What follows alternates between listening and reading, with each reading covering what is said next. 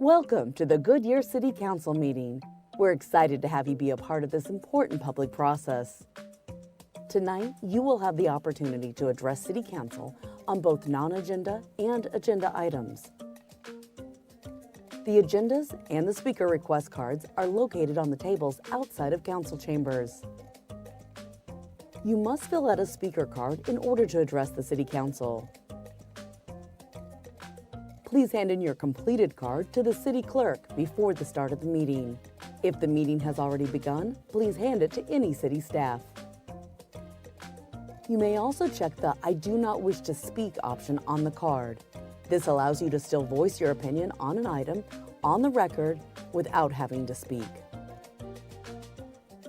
Public comment on a non-agenda item will take place during the citizen comment portion of the evening. These are items that don't appear on tonight's formal agenda. The city clerk will call your name when it's time for you to speak. At that time, please approach the podium and state your name for the record. We ask that you speak clearly into the microphone. You'll have a maximum of 3 minutes, and there is a timer visible from the podium. When the light changes from green to yellow, your time is coming to an end. When the light turns red, your time is up. Note that you may also choose not to speak if other speakers before you have said what you wanted to say. Shouting, cheering, and loud noises will not be tolerated, and violators may be removed for disrupting the meeting. Goodyear City Council meetings stream live on Facebook and YouTube, and online at goodyearaz.gov. Thank you for your participation in tonight's meeting.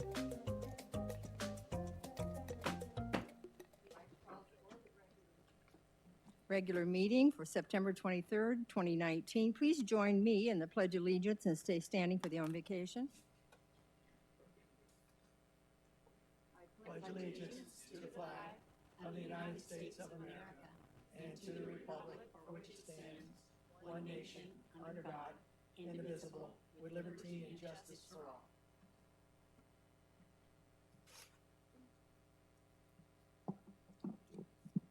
Heavenly Father, we thank you for all thy blessings and new opportunities you've bestowed upon our city of Goodyear, our neighborhoods, neighboring cities, and we thank you for our council leadership as responsible, trustworthy stewards. And we ask that you reveal to us new wisdom and ideas which will unite us as one, causing us all to prosper as a community, which demonstrates respect and values for all our lives. For your word to fill our hearts and our minds with intentional, sound financial decisions for our city as our home and industries grow. Lord, we ask for special prayers for our committed staff, our shared vision, our city manager, as they continue to serve our city in lockstep with council. And Lord, we ask for your blanket of protection for our police and fire, for men and women in the armed services serving throughout the world. In your name, amen.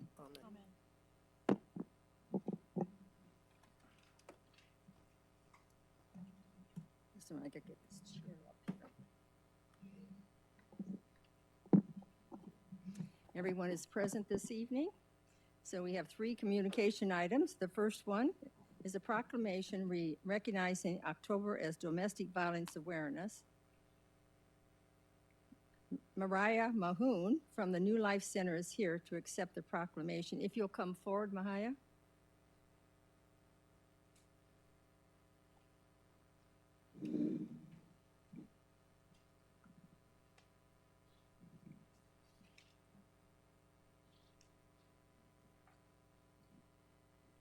First of all, I want to thank you for all that you do. Thank you, I appreciate it. For many men and women that you save. You save from being violated over and over again. Thank We you, ma'am. greatly appreciate it. Thank you, ma'am.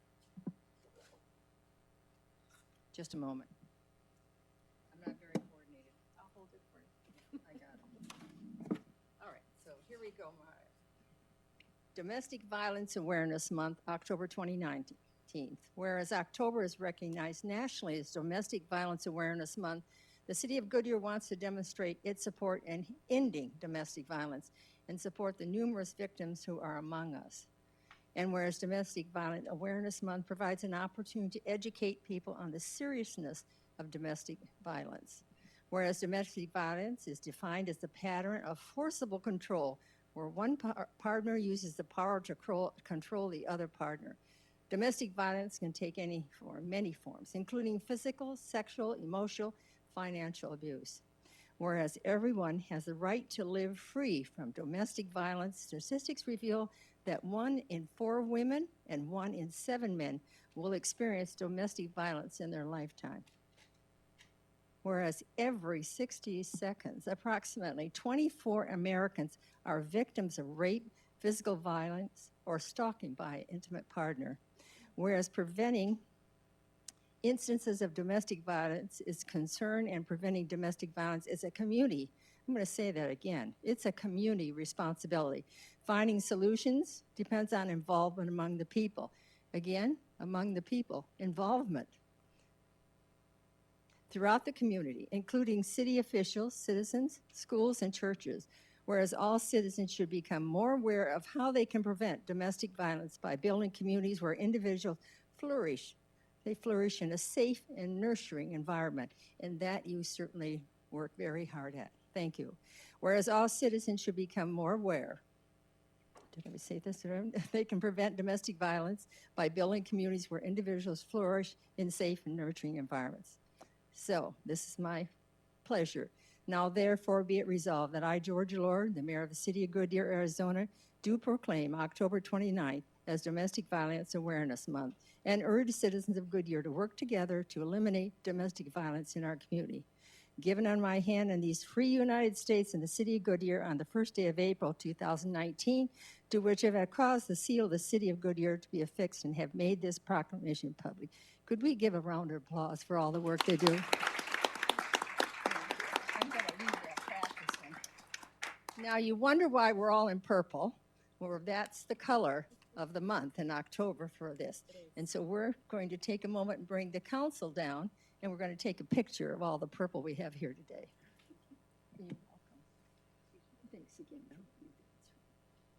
So, you want to direct? Yes.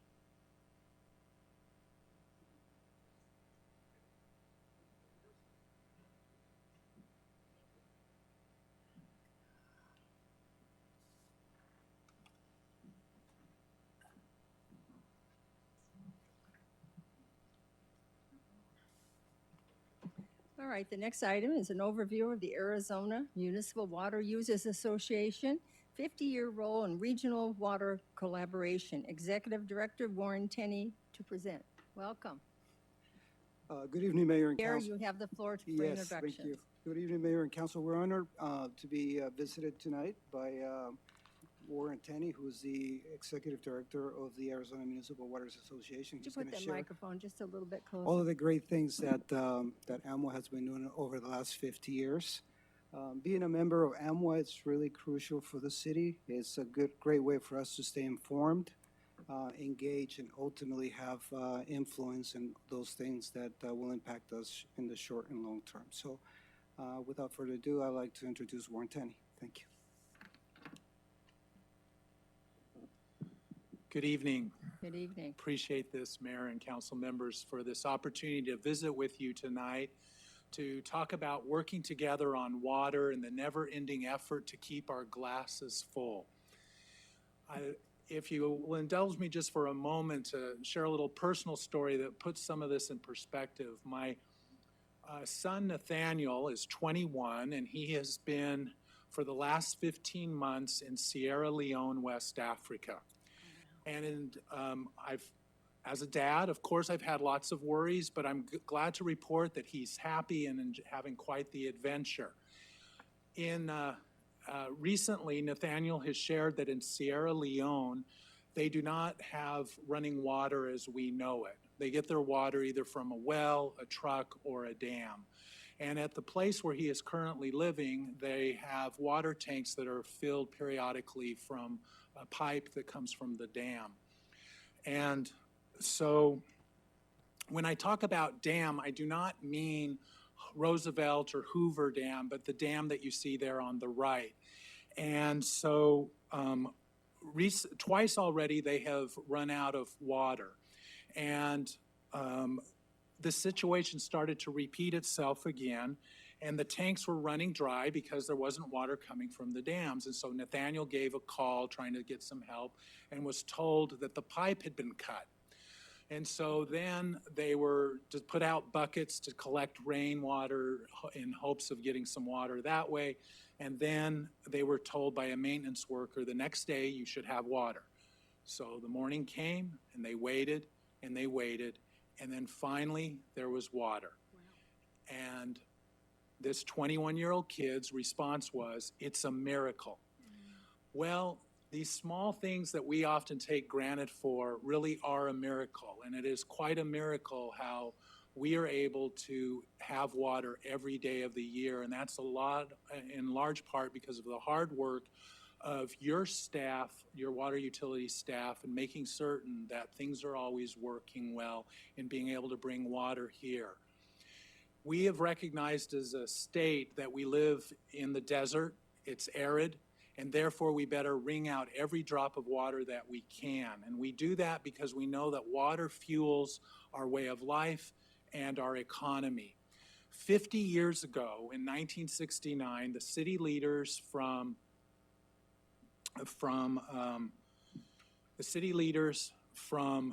Phoenix, Scottsdale, Mesa, Tempe, and Glendale decided to establish the Arizona Municipal Water Users Association, or AMWA. And they did this because they knew that water does not flow according to political jurisdiction, and it would be better to work together on water policy issues.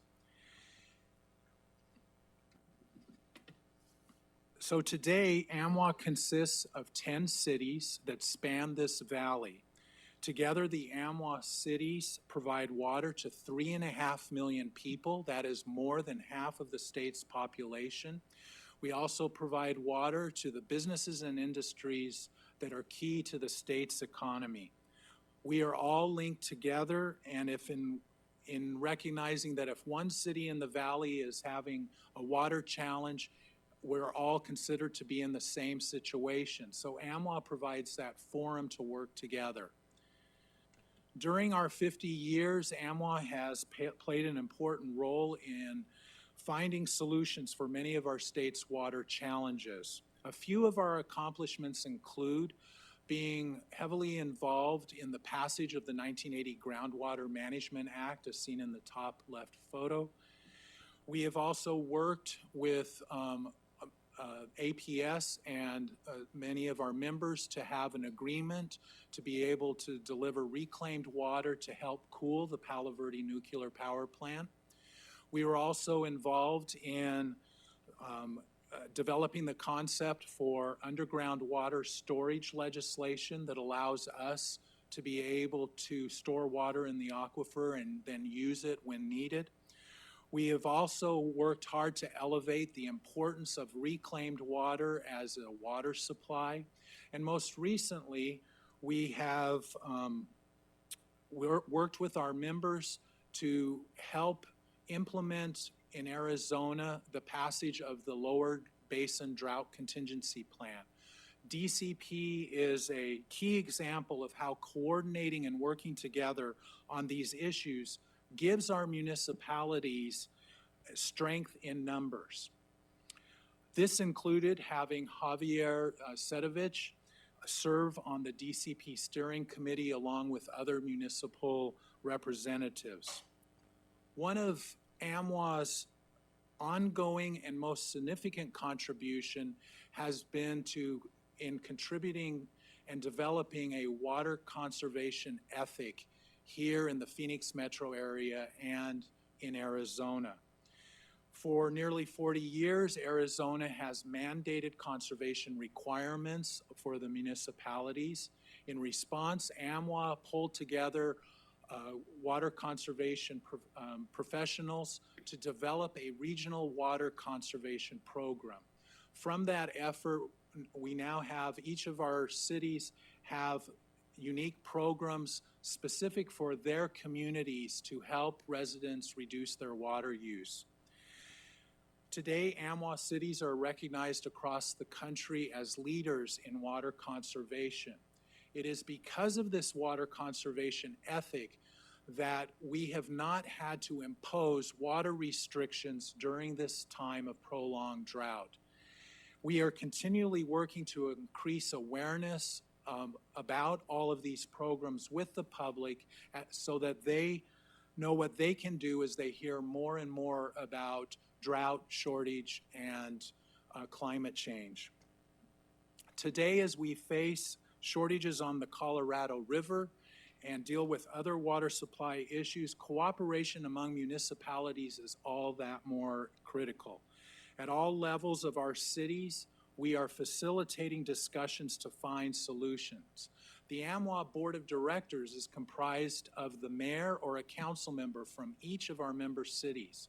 We are fortunate to have Council Member Loretano serving on the AMWA board.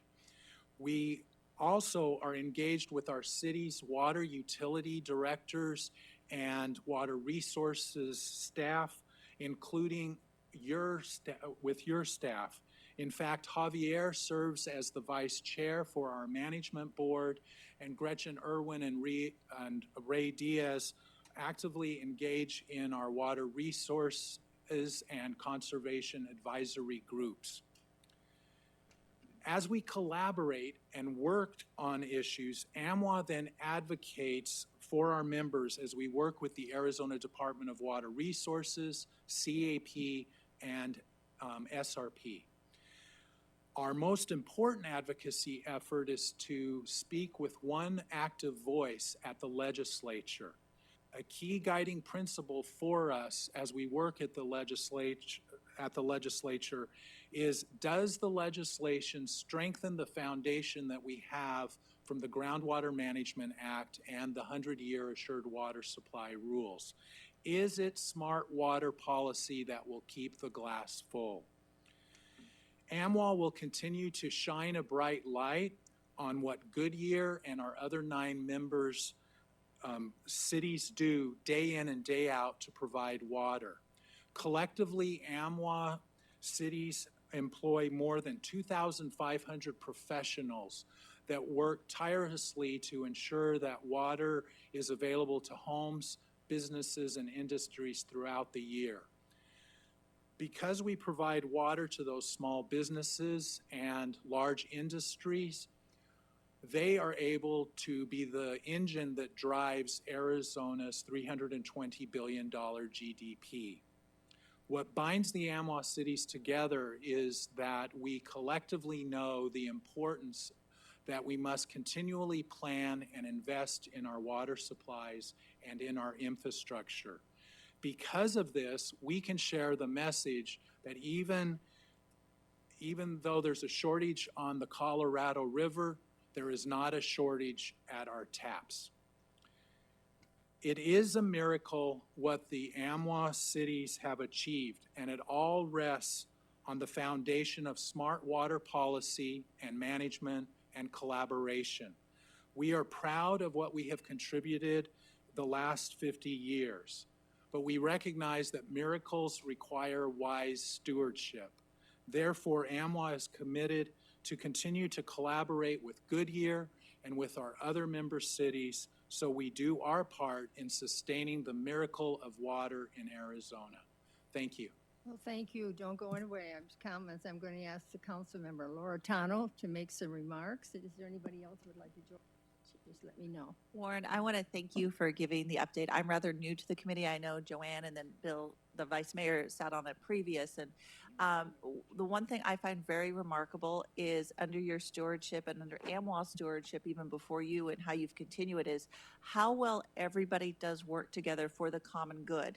Oftentimes when you see that many cities or municipalities in any issue, it may stray and you may have people, but everyone is heard and everyone is listened through the subcommittees, their issues, and it's just a very refreshing breath to see how well everybody works together. So I think that lays a lot at your doorstep on how your organization is run. So thank you very much. Thank you. Councilmember Kano?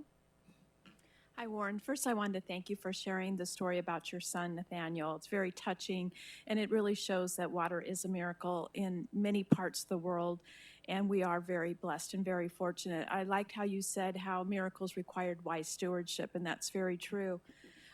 Before getting on council, I served on the Goodyear Citizen Water Conservation Committee, and people in Goodyear are very passionate about water conservation.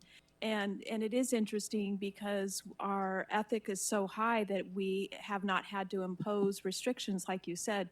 And so people get concerned that maybe we're not doing enough. And so appreciate how you get the message out, the collaboration between the communities, and just thank you for what you do. Thank you. Councilmember Campbell, did you say you wanted to speak? No, I don't need to speak. Councilman Pizzillo? I also had the honor of serving on the committee quite a while ago. And again, I appreciate all the efforts. And, you know, like Councilmember Loretano mentioned, everybody works very well together with ultimate goal to make sure we have water well into the future. So again, thank you for all you do. So a Thank little you. round of applause for everything they do.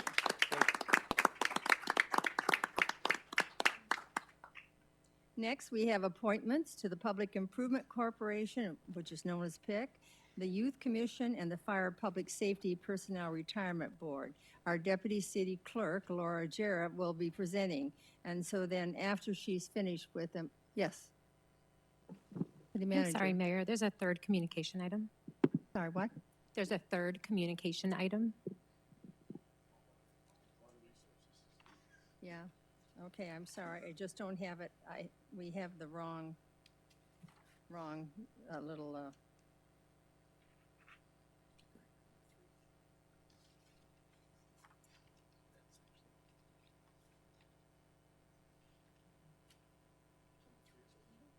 don't, they beat it for you. Yeah, so it's this one right here, this one. Right here. I just read it. That's what I had. That was Mr. Diaz. From Water Resources Planning.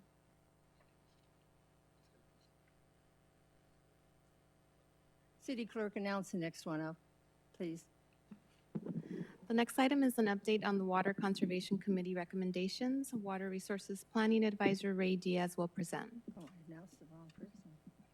So the next time the mayor announces the wrong person, just stop me, okay? And give me the right name so we can do it. It's the way to do it because I do that once in a while, so I need some care, all right? Thank you. All right, now I need to apologize, Mr. Diaz, because I obviously had the wrong one. So welcome. We look forward to hearing from you. Thank you. Good evening, Mayor and Council. Tonight we are here to provide Council with an update on the progress made on the Water Conservation Committee recommendations. If you recall, on May 21st of last year, Public Works staff, along with members of the committee, presented 12 recommendations to you. Council at that time requested that staff provide regular updates on these recommendations. As you will see, a lot of work has already begun on nearly all 12 of the recommendations since the May 21st meeting. This does not mean we have reached the finish line, but rather it is only the beginning. Before we update you on the recommendations, we wanted to recognize once again the hard work that each of the members of the committee put into this effort. It was 2 years of their time, and we are very grateful for their contributions. We also wanted to mention to you that we did meet with several of the committee members on May 21st of this year to provide them updates on the recommendation. All the updates being presented tonight were provided to them. To give a little background, in Goodyear, 60% of residential water use is outdoors. For this reason, the focus of the Conservation Committee was to provide recommendations that targeted to reduce outdoor water use. Here we see a table showing the 12 recommendations proposed by the committee. They were listed in what the committee felt was the order of priority. Recommendations with highest potential water savings and lowest implementation costs were ranked first. Progress has been made on nearly all of the recommendations. Recommendations in blue are those which are currently moving forward. Yellow are recommendations that research has begun, but additional information and analysis is needed before determining how to best move forward. And those in red are those which have not been addressed at this time. We'll briefly go through each of the recommendations, starting with those highlighted in blue. Landscape design standards. This recommendation alone could help us achieve our future water conservation needs. For that reason, the committee ranked this recommendation first. When we reached out to our engineering department, we were informed that they were already working on updating the design standards and funding was available. We are partnering together and will assist and provide input where appropriate to include water efficient measures into the updates. An RFP was completed and a vendor has been selected. Our first kickoff meeting is scheduled for September 30th of 2019. This recommendation will also incorporate recommendation number 3, which is the citywide tree plan. Community education. Staff has attended local events and provided educational material to residents regarding water efficiency. We have recently partnered with the University of Arizona to promote Project WET program, which aims to educate fourth graders on water resources. We plan on having our own water festival in February of 2020. Lobby displays at City Hall, the Goodyear Library, and Public Works with educational material have been set up to provide water efficient information to the public. Our communications team has used social media to regularly send out Water Wednesday messaging to encourage greater water awareness and efficiency. We continue to provide free educational classes to the public. Classes are held in both fall and spring. We've partnered with a few local HOAs to pilot software that compares calculated water budgets and actual consumption data and found promising results. Customer-friendly services. After evaluating programs within our city, it was determined the City of Goodyear needs a position dedicated to developing, promoting, and focused on water conservation efforts. An existing position within the Water Resources Division has been changed and updated from the Water Demand Advisor to Water Conservation Coordinator. This was a strategic decision. Having a dedicated individual is foundational for successful implementation of many of the services being proposed. The new individual will be tasked with defining what services would be most beneficial for our citizens. The position is currently under recruitment. Small irrigation controllers. We've acquired funding to move forward with a pilot this fiscal year.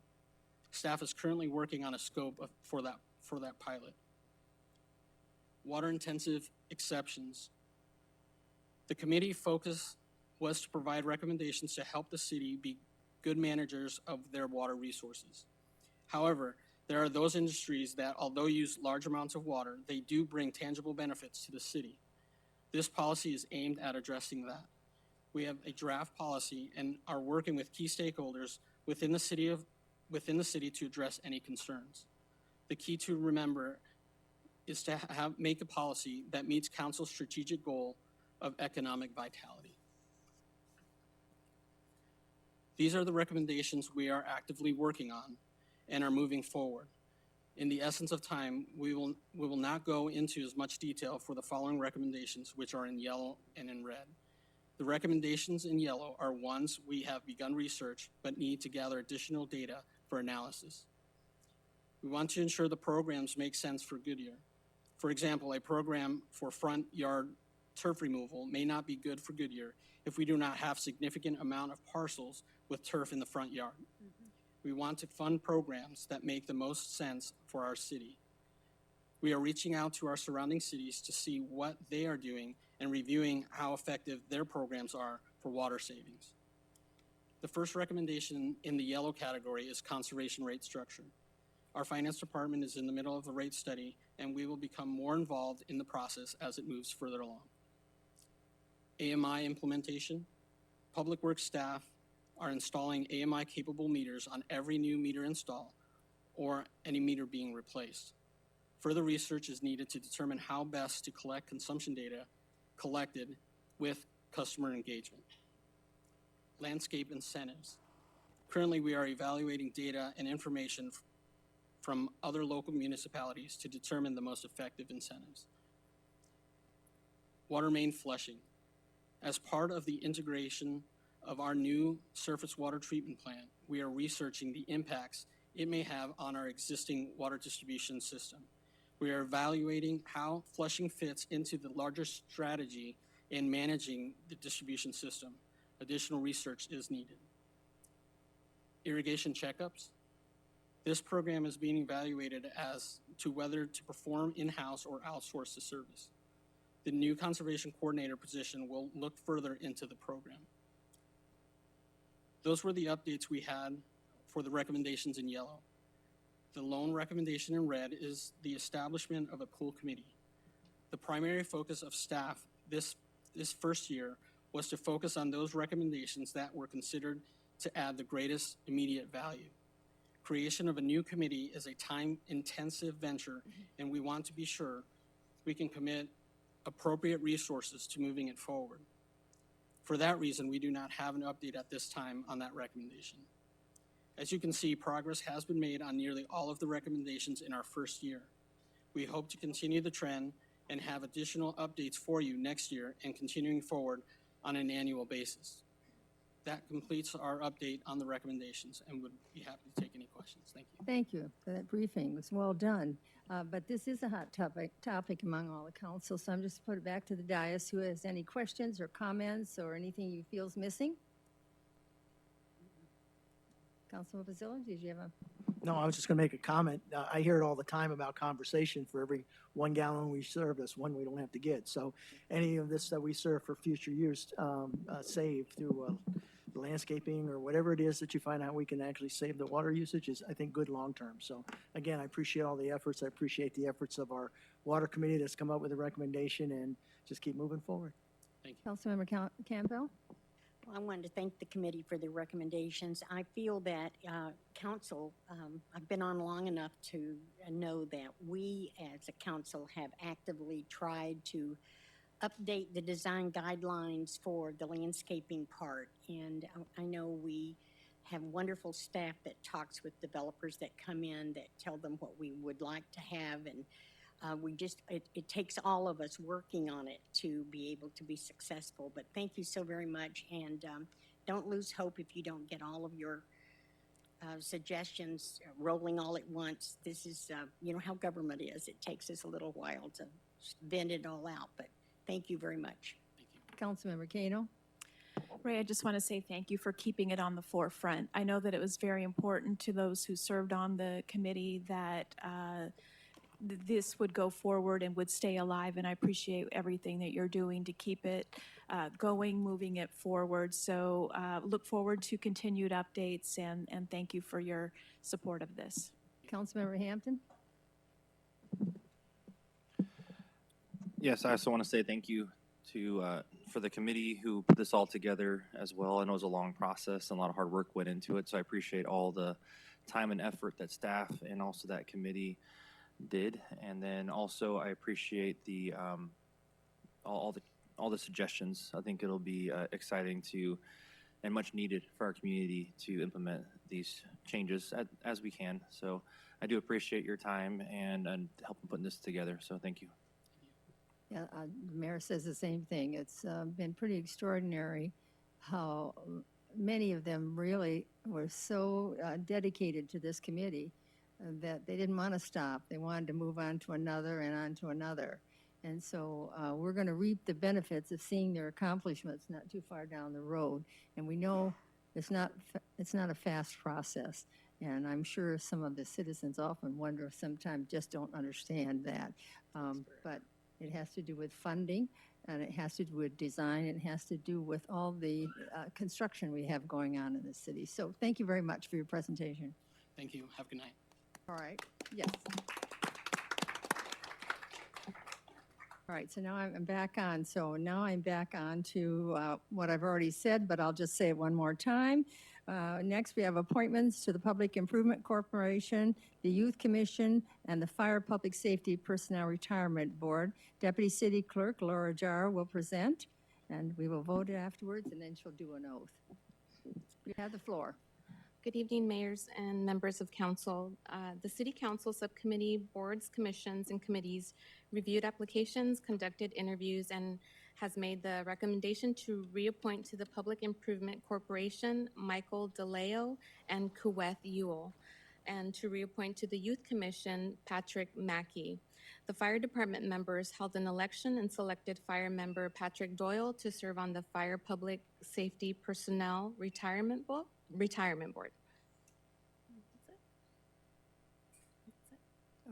All right, so I'm going to have, after that's been presented, I need a motion and a second to approve the recommended appointments. Do I hear that motion? So moved.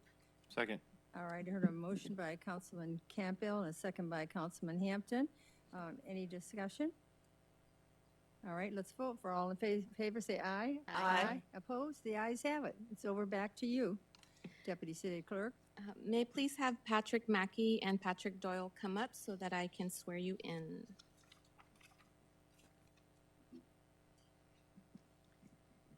Don't tell me the kid's not here after all of that. Oh my gosh.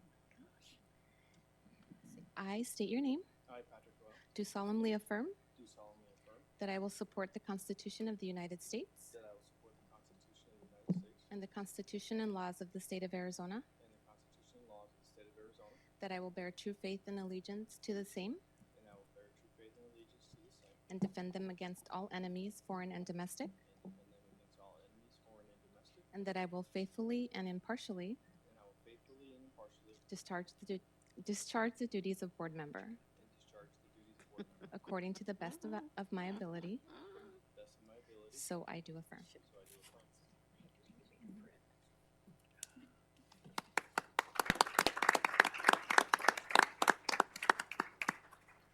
Okay. I gather that's all she has.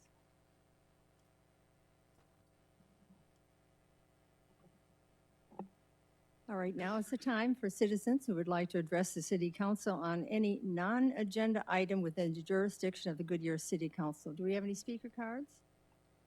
No, Mayor. Is there anybody in the audience that wanted to speak? All right, let's go on to the consent agenda. At the request of the staff, item number 8 has been removed from the consent agenda and will be considered under business. So will the Deputy City Clerk please read consent agenda items 5 through 7, 9, 10 by title only, please? Item number 5, approval of minutes. Number 6, approve the fiscal year 2019 and fiscal year 2020 budget transfers. Number 7, approve agreements with the Salt River Valley Water Users Association and the Salt River Project Agricultural Improvement and Power District, and authorize and direct the city manager or her designee to take in any and all actions to execute all documents necessary to carry out the intent of these agreements. Number 9, approve expenditure in the amount of $643,600 and a related budget transfer for the purchase and installation of a new centrifuge for the Rainbow Valley Water Reclamation Facility. Number 10, recommend approval of a Series 12 liquor license for Federico's Mexican Food. Thank you. Does anyone in the council wish to remove an item from the consent agenda? All right, then could I have a motion and a second? So moved. Second. I heard a motion by Councilman Stiff and a second by Councilman Loretano. Roll call vote, please. Vice Mayor Stipp, Aye. Councilmember Campbell, Aye. Councilmember Hampton, Aye. Councilmember Kano, Aye. Councilmember Pizzillo, Aye. Councilmember Loretano, Aye. Mayor Lord. Aye. Motion carries. Great, all right, tonight there's two public hearings. The first public hearing is an item to approve a request for a use permit for a convenience use KFC drive-through restaurant. I'm opening the public hearing. Planning Manager Katie Wilkin will be presenting. Katie? Thank you, Mayor, members of the council. Oh, thank you. As stated, this request is for a use permit for a convenience use for a KFC restaurant that includes a drive-through. The restaurant is proposed to be located at the Canyon Trails Town Center at the very south of the development along Yuma Road. The development is a 1-acre parcel and will include a 2,200 square foot building. The drive-through allows for 11 car queuing, which far exceeds our standards of 5 vehicles per queuing.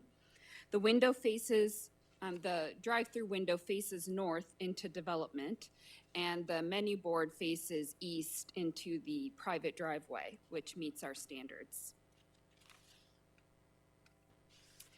Here are elevations. They do meet the materials and color palette for the Canyon Trails Town Center development. These are the north and south elevations, and then these are the east and the west elevations. The development does still need to go through site plan design review, which is an administrative process. The development has been found to meet all codes and ordinances. The Planning and Zoning Commission considered this item at their last meeting. There were no members of the public present to speak regarding the request besides the applicant. Therefore, staff recommends approval based on Planning and Zoning Commission's recommendation. Thank you very much. Is the applicant here, Juan Salamanca? Yes. Would he like to come forward? A and say anything? representative is here.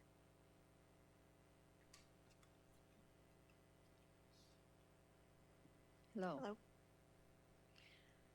I'm a representative for the the engineer for the development. I don't have any other comments. If you have questions, I'll try to get an answer for you. All right.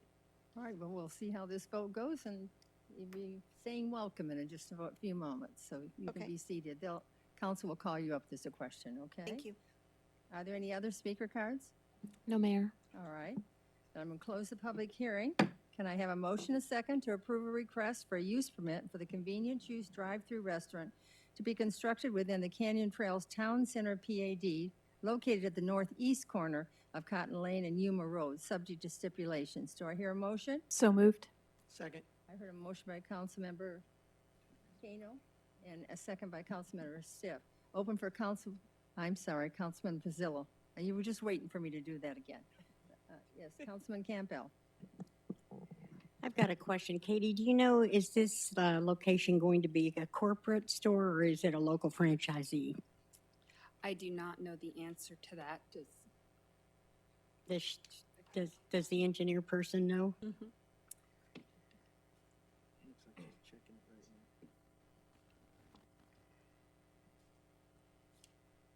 I'm getting the answer. One moment. Take your time.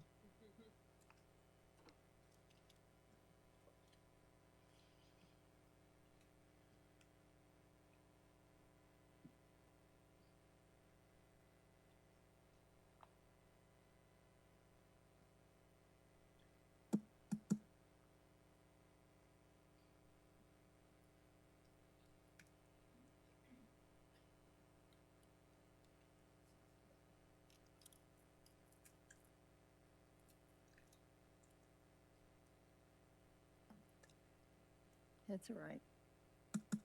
It's kind of an unusual question, so without the applicant here, so.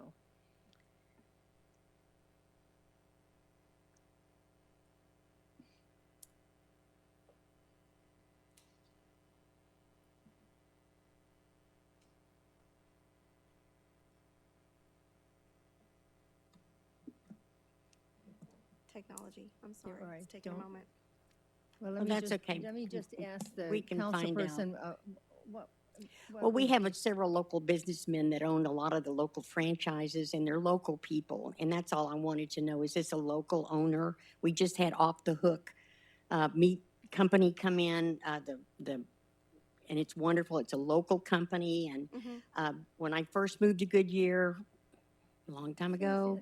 There was a sign that said KFC is going on a certain corner, and then after 10 years, it disappeared. And I don't know if it's the same people coming in or.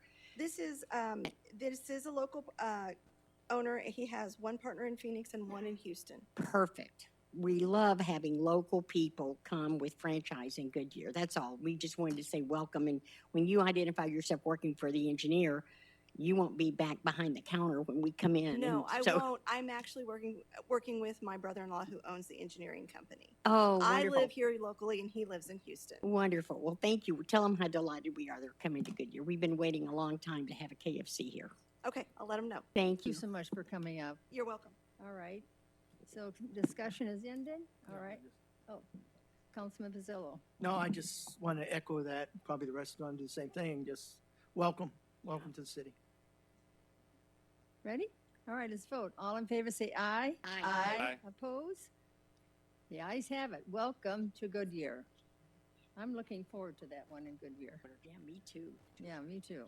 All right, the next public hearing is to approve a request for a use permit for the modifications to an existing convenience use Chick-fil-A drive-through restaurant.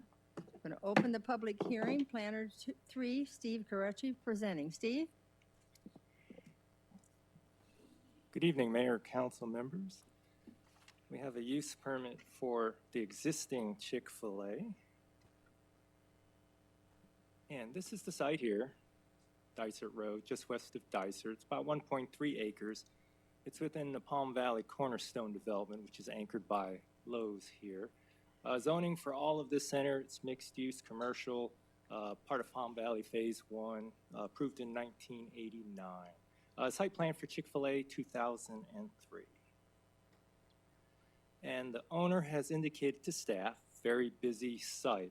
They needed modifications to the site to handle all of the volume that they do. These are some of the modifications that they wanted to do. Some of the ones I'll touch on here are just, they have a single drive-through lane now. They'd like to turn that into a double lane.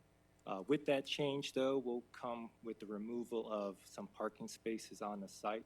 They're also going to increase capacity in the restaurant with about a 550 square foot addition.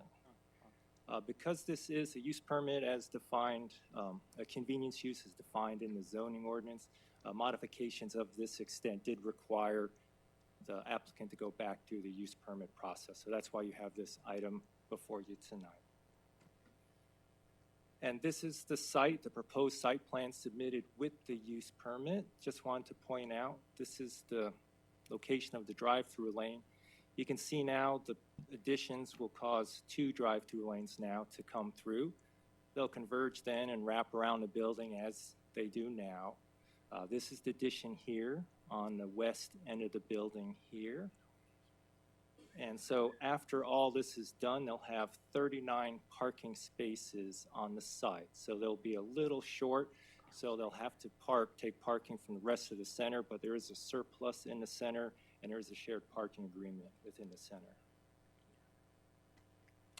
This is the existing building. No real changes to the building other than the areas in the red boxes. This is the addition here on that west end. And as you can see, the addition will match seamlessly with the existing architecture of the building. Because it is a public hearing, we did post and notice the property as required. Staff did not receive any public inquiries on this request. We have not received any opposition on this request. Findings, we find it will not be material detrimental to the surrounding area. We find it will be compatible to uses in the surrounding area.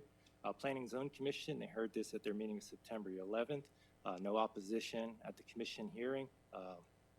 Staff and the Planning and Zoning Commission were both recommending approval subject to the 4 stipulations in the staff report. That concludes my presentation, Mayor. Staff's available for questions. The local owner is here as well, along with his engineer. They're available for questions as well. Yes, would the applicant like to speak? Mayor, they're here for questions if you have any. I close. Oh, it's not the same guy. Mayor, Lord, and Council, I just want to say thank you for considering this. It'll help us to continue to grow the business and relieve some of the congestion there on Dysart Road. Are there any questions that I can answer for you? Thank you. There may be, I don't know that yet. All right, Okay. thank you very much. All right, I'm going to close the public hearing. Are there any speaker cards other than the speaker that just spoke? No, Mayor. Okay.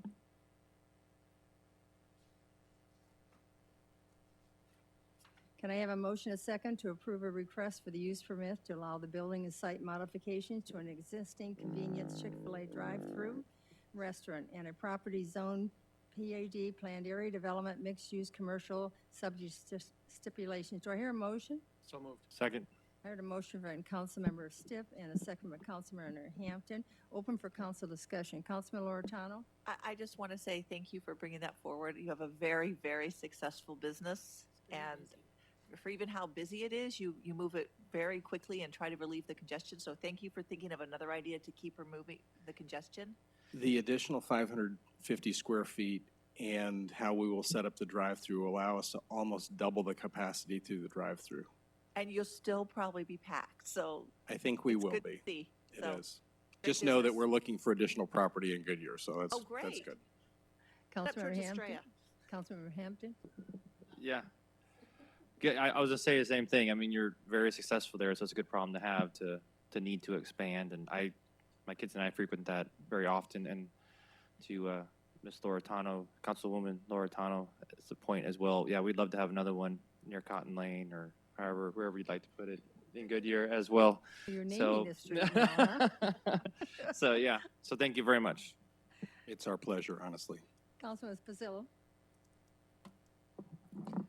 You know, every time I visit your place, it's packed. The people are very courteous. So I wish you well. I'm sure what you're doing right now will boost your business even more. So again, I appreciate you being here in Goodyear. Thank you, sir. Anybody else in here? You all set? All right, so that council discussion is finished, so let's vote on this. All in favor say aye. Aye. Opposed? The ayes have it. Congratulations. We look Thank you, forward council. to seeing less traffic and more buying residents in there for you. I know you've been really crowded. We'll do our best. We've all been in there when the backup on the driveway yeah. is, and so we know you've needed this for a long time. So I'm glad we could do it. Thank you again. All right. All right, let's go to the business. I'd like to remind council to wait for a motion a second before discussion. The first item on the business to consider changing the street name of North 166th Avenue, north of Indian School Roads to the UPS Way. Economic Development Project Manager Harry Paxton presenting. Harry? Good evening, Mayor and Council. United Parcel Service, or also known as UPS, has requested that we change the street name that's north of Indian School that leads into their site to the UPS Way. There are several good reasons for this, so I wanted to discuss those with you this evening. You can see at their site, being at the northeast corner of the Loop 303 and Indian School Road, stretches all the way to Saraville Avenue as well.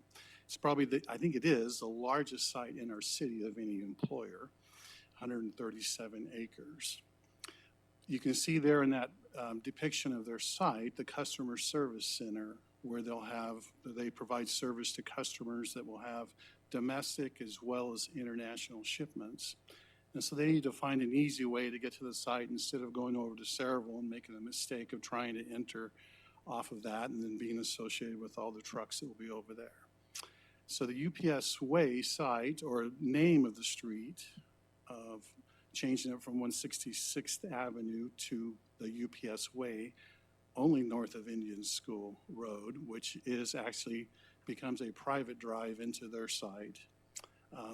For those reasons, and also for electronic navigation for the public of coming into the site, we're proposing to change that name of 166th Avenue north of Indian School Road to the UPS Way. Let's see, how do I change to the next? Oops, it's this here, I think.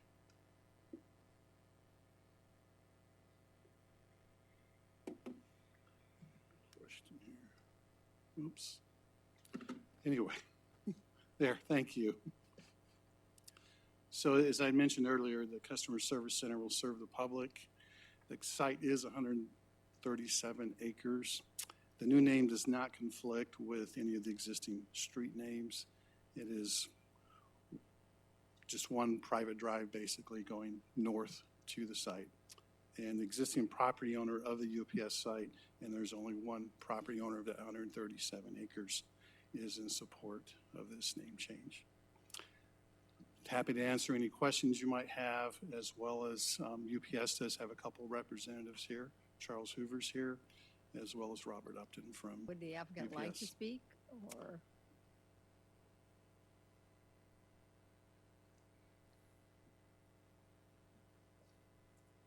Welcome. Thank you. Mayor, Council, thank you for your time today. And Robert and I are just here to answer any questions you may have, and just thank you for your support. All right, great, thank you. Are there any other speaker cards? No, Mayor. All right. Would anybody in the audience like to speak? All right, will the deputy clerk please read resolution number 2019-1998 by title only, please?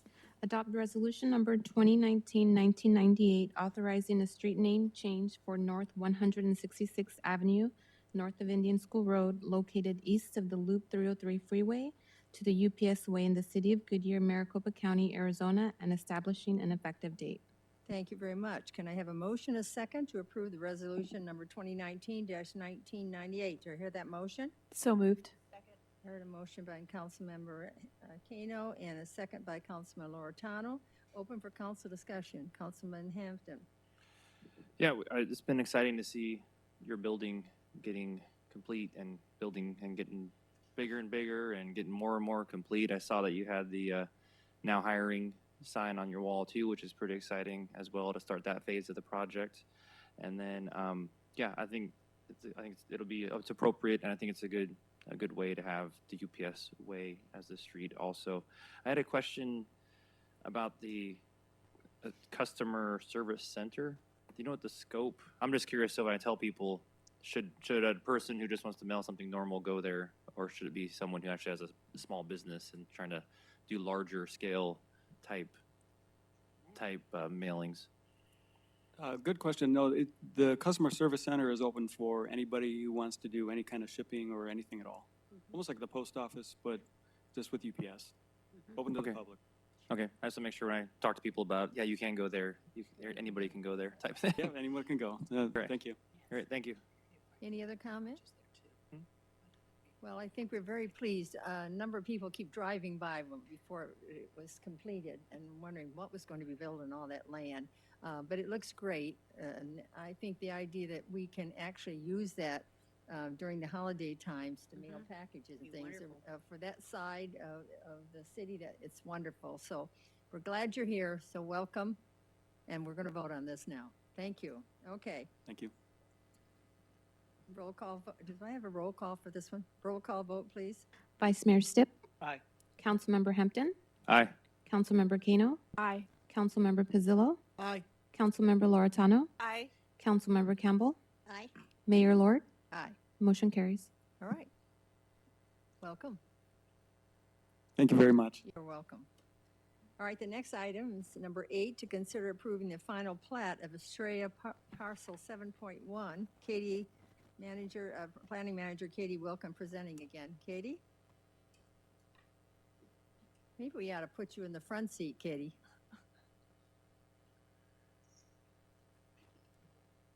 Thank you, Mayor, members of council. I do not have a PowerPoint presentation for this item. This Okay. was the item that was on the consent agenda that was pulled.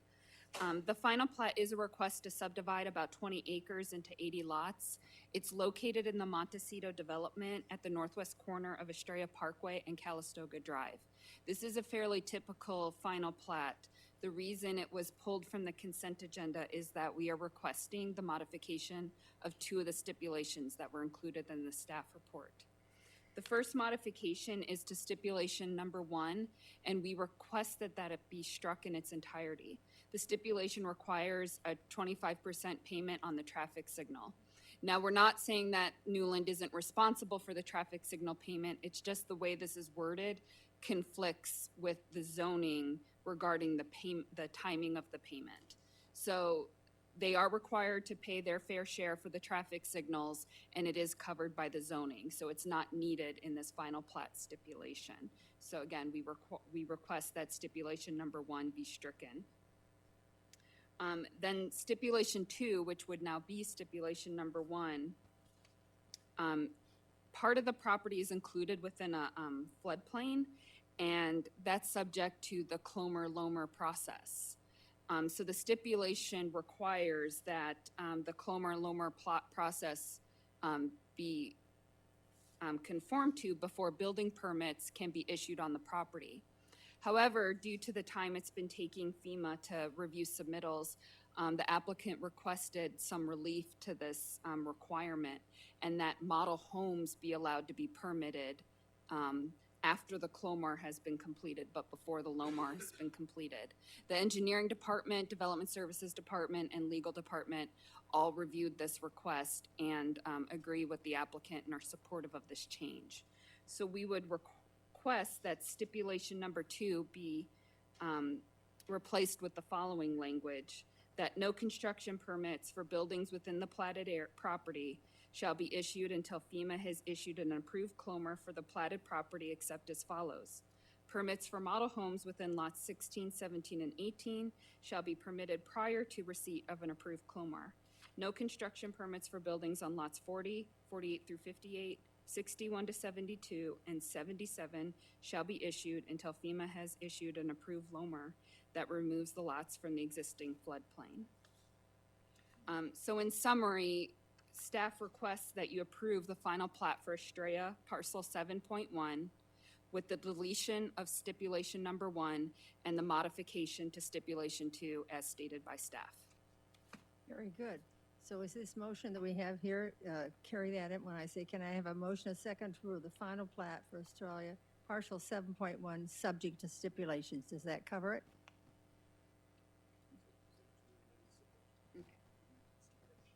Yeah, amended, yeah, I'm just saying, this is what he has here, I want to know, do we add Yes, so you can using make word your motion amended stipulations? subject to the amended Subject stipulation. to amended stipulation. So let me read that in. Can I have a motion, a second, to approve the final plat for Astoria, partial 7.1, subject to, what was the word?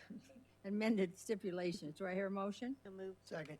I heard a motion by Councilmember Campbell and a second by Councilman Pizzillo. Open for council discussion. Councilman Stipp? Katie, is the FEMA requirements part of the U.S. navigational waterways?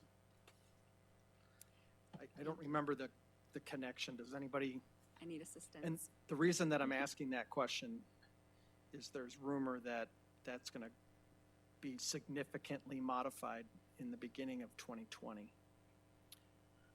So the FEMA process essentially monitors the floodplain, filling in of the floodplain. So in this case, we're requesting that information, those permits not be issued. I'm sorry, your So question. if I realize it's a floodplain issue, but is it a floodplain because of the, Navigable waters? the navigable waterways? Holy smokes. Is there a correlation between this property and that? There is a correlation.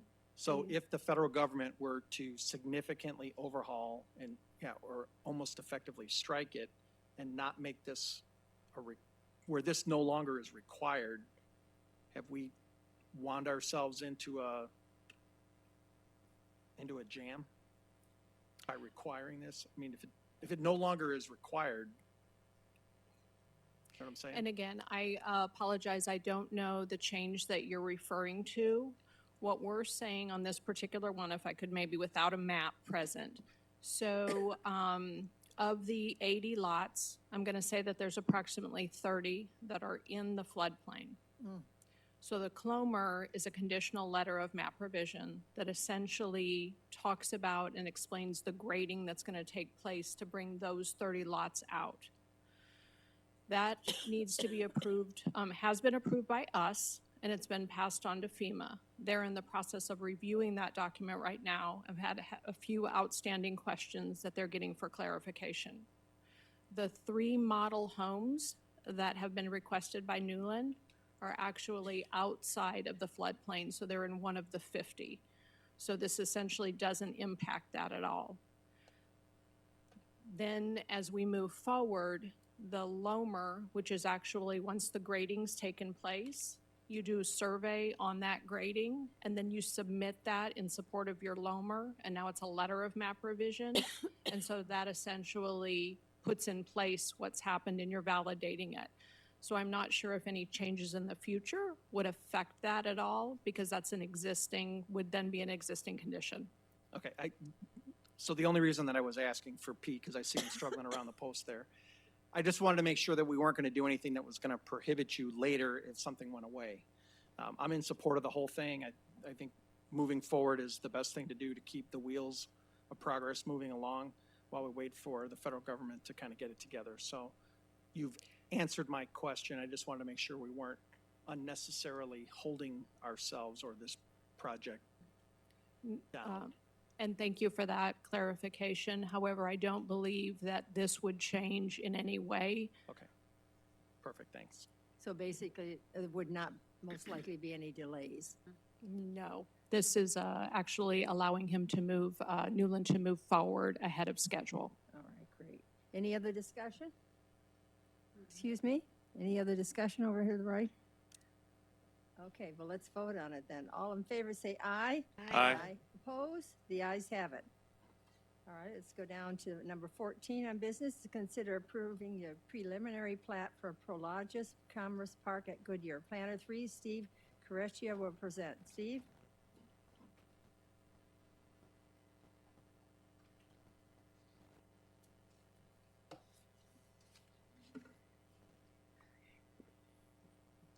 Mayor, Councils, we have a preliminary plat before you tonight. It's about 112 acres here. Yuma Road, Bullard, Goodyear Phoenix Airport. A lot of development coming in around this development. So the applicant is moving forward with plans to develop this with industrial development. Zoned I-1 light industrial, that was back in 2018. A site plan for 5-building industrial development, that was approved just this year. What the applicant would like to do now is subdivide this 112 acres into 5 lots and 1 tract, again, to facilitate the industrial development of this parcel. And this is basically the layout. Here's Bullard, here's Yuma, and you got the 5 lots that they would like to develop. Staff, we do find it consistent with property zoning, with our subdivision regulations, provide for the continued orderly development of the area. Planning and Zoning Commission did hear this item at their September 11th meeting. No opposition. They did vote to forward a recommendation of approval to the council. As such, staff and the commission, we are recommending approval subject to the 6 stipulations in the staff report. Includes my presentation, Mayor. Staff is available for questions. The applicant is here as well. All right, thank you. I understand that Jake Early is here with Hunter Engineering. Does he want to say anything?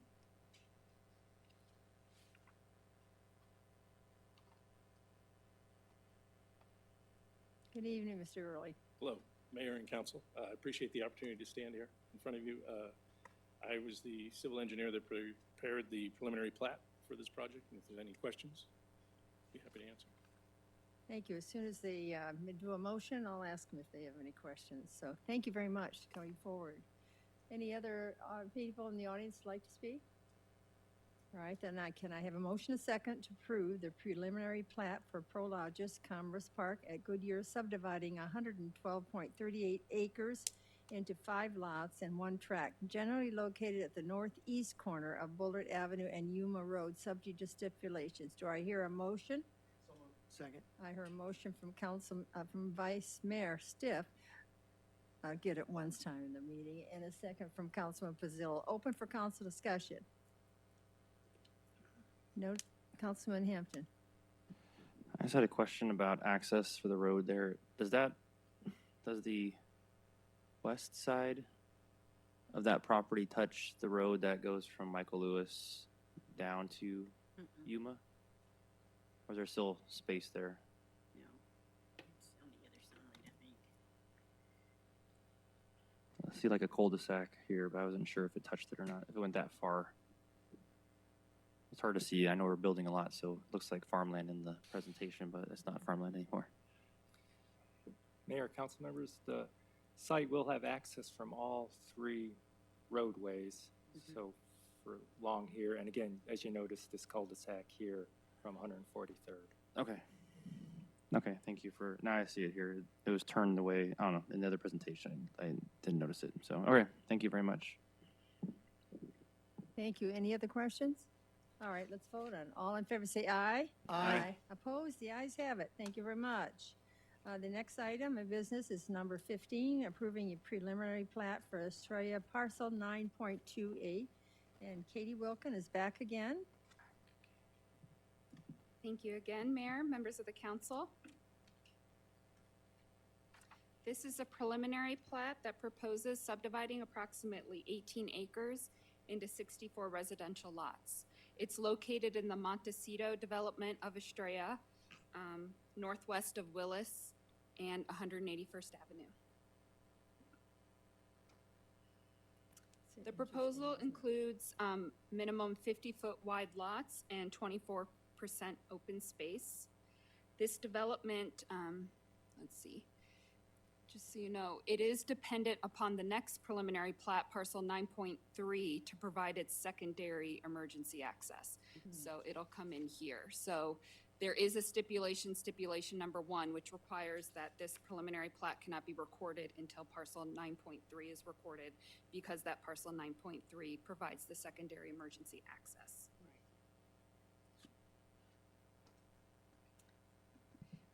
The preliminary plat does meet all Goodyear's codes and ordinances. The Planning and Zoning Commission recommended approval.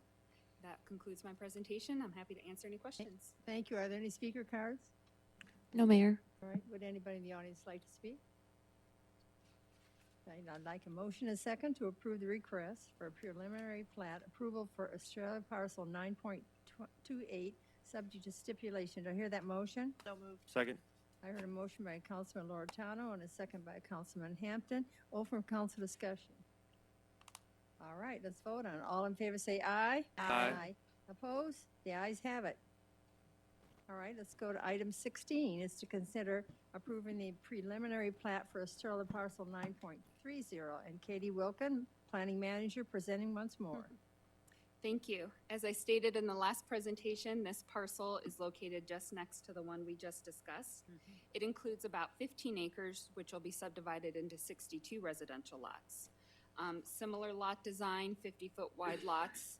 This preliminary plat includes 19% open space. And as I stated before, this provides the connection to the parcels to the east there. This preliminary plat also meets all codes and ordinances, and the Planning and Zoning Commission recommended approval. Thank you. Are there any speaker cards? No, Mayor. Would anybody in the audience like to speak? Then can I have a motion, a second, to approve a request for the preliminary plat approval for Australia parcel 9.30, subject to stipulation? Do I hear that motion? So moved. I heard a motion Second. from Vice Mayor Stiff, and who seconded? Councilman Campbell, second. So open for council discussion? No discussion. All in favor say aye. Aye. Aye. Opposed? The ayes have it. All right, the next item, 17, is to consider adopting amendments to the Goodyear City Code, Chapter 11, and Article 1-8 regarding vaping regulation, restrictions, and penalties. City Attorney Roy Massey will be presenting. Roy? Good evening, Mayor and Council. The item you have before you this evening is a follow-up to the vaping presentation you had at work session on September 9th. A couple weeks ago, it was presented to you by City Attorney Donna Bronski, Chief Geyer, and Deputy Chief Hughes. You had a pretty significant policy discussion and review of the proposed ordinance at that point, gave some policy direction. With that, we're going to present the ordinance for formal consideration this evening. It's a rapidly evolving subject. I've been monitoring the news over the last couple of weeks since we even had the work session. It seems like every day we read another story about public health concerns being associated with vaping. A couple of states I noted have moved towards regulating even the flavored nicotine that's going into these devices. So this is a timely discussion on the part of the council to have.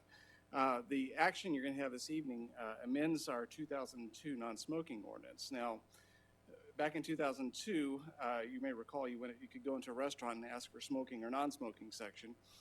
Goodyear was on the leading edge of communities that began regulating that when we couldn't get a statewide regulation in place. And a couple years later, the state did finally pass the non-smoking ordinance. And that was actually one of the first projects I worked on here in the city back with Councilmember Sue Linney. I didn't need my reading glasses back then. But basically, walking through the ordinance, what it actually does is we're incorporating vaping, both the devices and the action of vaping, into our non-smoking ordinance. So we're prohibiting the use of those products in public places, restaurants, places of employment. We're also incorporating a restriction upon the use or possession of vaping and vaping products in our schools, partially in response to the concerns that the education community has expressed to the council that began this discussion a few months ago. Also incorporating a restriction on the use in public parks. Generally, those are the major changes to the non-smoking ordinance. We've also added provisions that would restrict the use of vape and vaping products in city facilities and city vehicles. We had a previous restriction on the use of smoking in city and city vehicles. Makes sense to go ahead and incorporate vaping into those restrictions as well. We're also requiring that retailers check for IDs, and they're prohibited from selling, actually smoking, cigarette smoking, and vaping products to anyone under the age of 21. And retailers in the city of Goodyear will be required to physically check an ID before they make any sale of those types of products, should this ordinance be approved by council this evening. Generally, a violation of those restrictions will be a petty offense. So it's not a civil offense like a speeding ticket. It's not a misdemeanor, but it's kind of in the middle. But there will be mandatory fines, 100 for a first offense. There's always surcharges imposed on top of that, about 86%. 200 for a second offense, 300 for a third offense, with the exception of the retailer section. Following our work session, it was presented as misdemeanors for selling those products to minors or to those under the age of 21. In response to council concerns expressed that we make those penalties more significant, we have presented the ordinance tonight with mandatory minimums of $500 for a first offense, $1,000 for the second offense, and $2,500 for a third offense that occurs within 24 months. That would be for the individual who actually makes a sale in violation of the ordinance. There are also provisions that we can treat businesses as an enterprise. Our city code does give us some authority to regulate an enterprise differently. That has also been incorporated into the ordinance to give us an option should we have a repeat offender that is a commercial enterprise, that would provide that you could impose a fine of up to $20,000 for repeated violations of the ordinance. With that, I think we previously noted in the work session that under Arizona law, it is already illegal for a minor under the age of 18 to possess or to sell to a minor. This ordinance is intended to kind of address that gap of 18 to 21, and that does address the sale. And with that, I would note again, this does contain an emergency clause. The intent is the ordinance would be immediately effective. We are going to undertake a 90-day education piece where we not be actively enforcing it. The police department has put together a public awareness program. I think Chief Dyer is available to kind of outline what we're going to do over the next 90 days to make sure the public and those retailers are aware of the new ordinance should it be passed this evening. With that, I'll be available for questions and follow-up. Welcome, Chief. Thank you, Mayor. Good evening, Mayor and Council. So along with this new ordinance, there will be a communication plan that will educate our community on the particulars of this ordinance. The plan will include our residents and our schools, and will also focus heavily on our retailers. We're still working on some of the details, but the media outreach has already started. Communications has sent out information to the media, and I would expect that outreach will continue over the next couple of days. We'll have information in the November issue of the In Focus to educate our residents. Both Communications and PD will conduct proactive educational campaigns through social media and our website. Communications and PD will be preparing a brochure that we will hand deliver to all 37 retailers in the city of Goodyear that sell tobacco or vaping products. And in addition to just delivering it, we will have sit-down meetings with management and owners to make sure they understand the particulars of the ordinance and what their responsibilities are. We also plan on preparing another brochure specifically for school administrators and students. We will visit each of our schools, educating our school administration, and we'll be holding school educational sessions for students at our high schools and middle school. Again, we're still working on some of the particulars, but that is a high-level draft of our communication plan. And again, as you heard the attorney say, that this will, educational plan will be for 90 days before any enforcement takes effect. Any questions on the outreach? Thank you very much. Let's get it to the point where they can talk, and then we'll stay alert. We're going to be talking to her, I'm sure. So, is there any speaker cards? Yes, Mayor. Alex Nelson.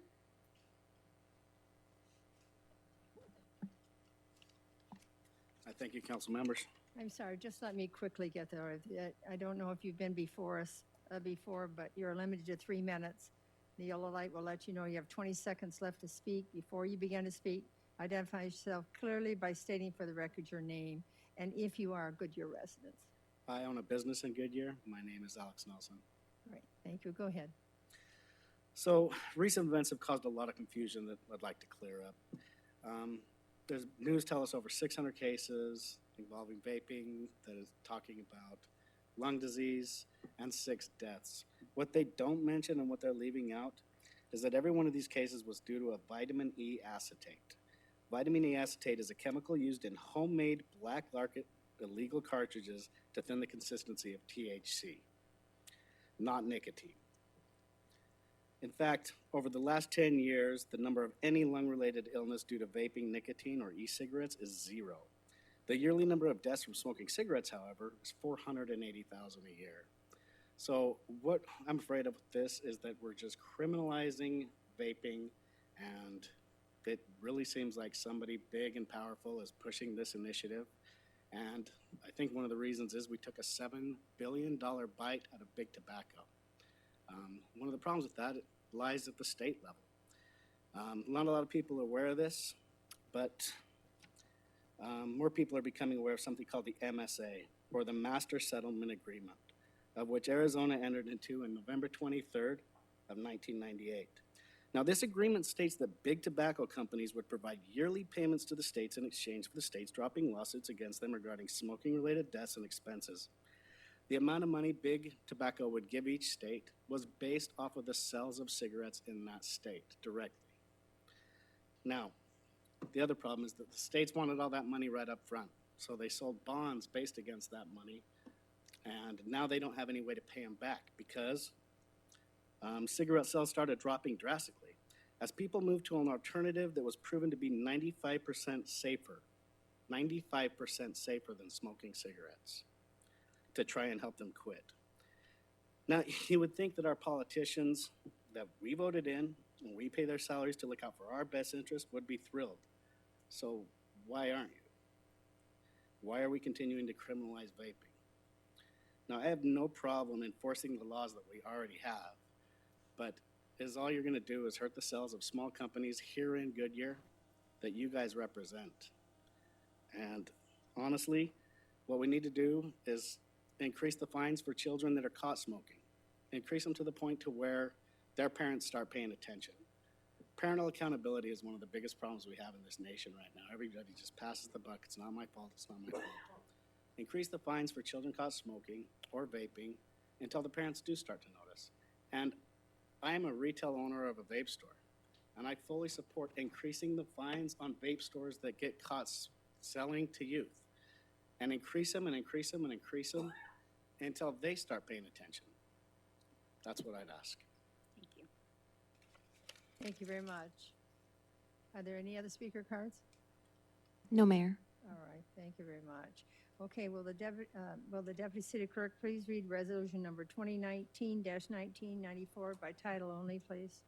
Adopt resolution number 2019-1994 declaring as a public record that certain document entitled Amendment to Goodyear City Code, Chapter 11, Offenses, and Chapter 1, Article 1-8, Penalty, related to vaping regulations, restrictions, and penalties dated September 2019. Thank you. Can I have a motion and a second to approve resolution number 2019-1994? Do I hear that motion? Second. Is that Councilman Campbell made a motion. Second was Councilman Pizzillo. Open for council discussion. Councilman Pizzillo? A question for the chief.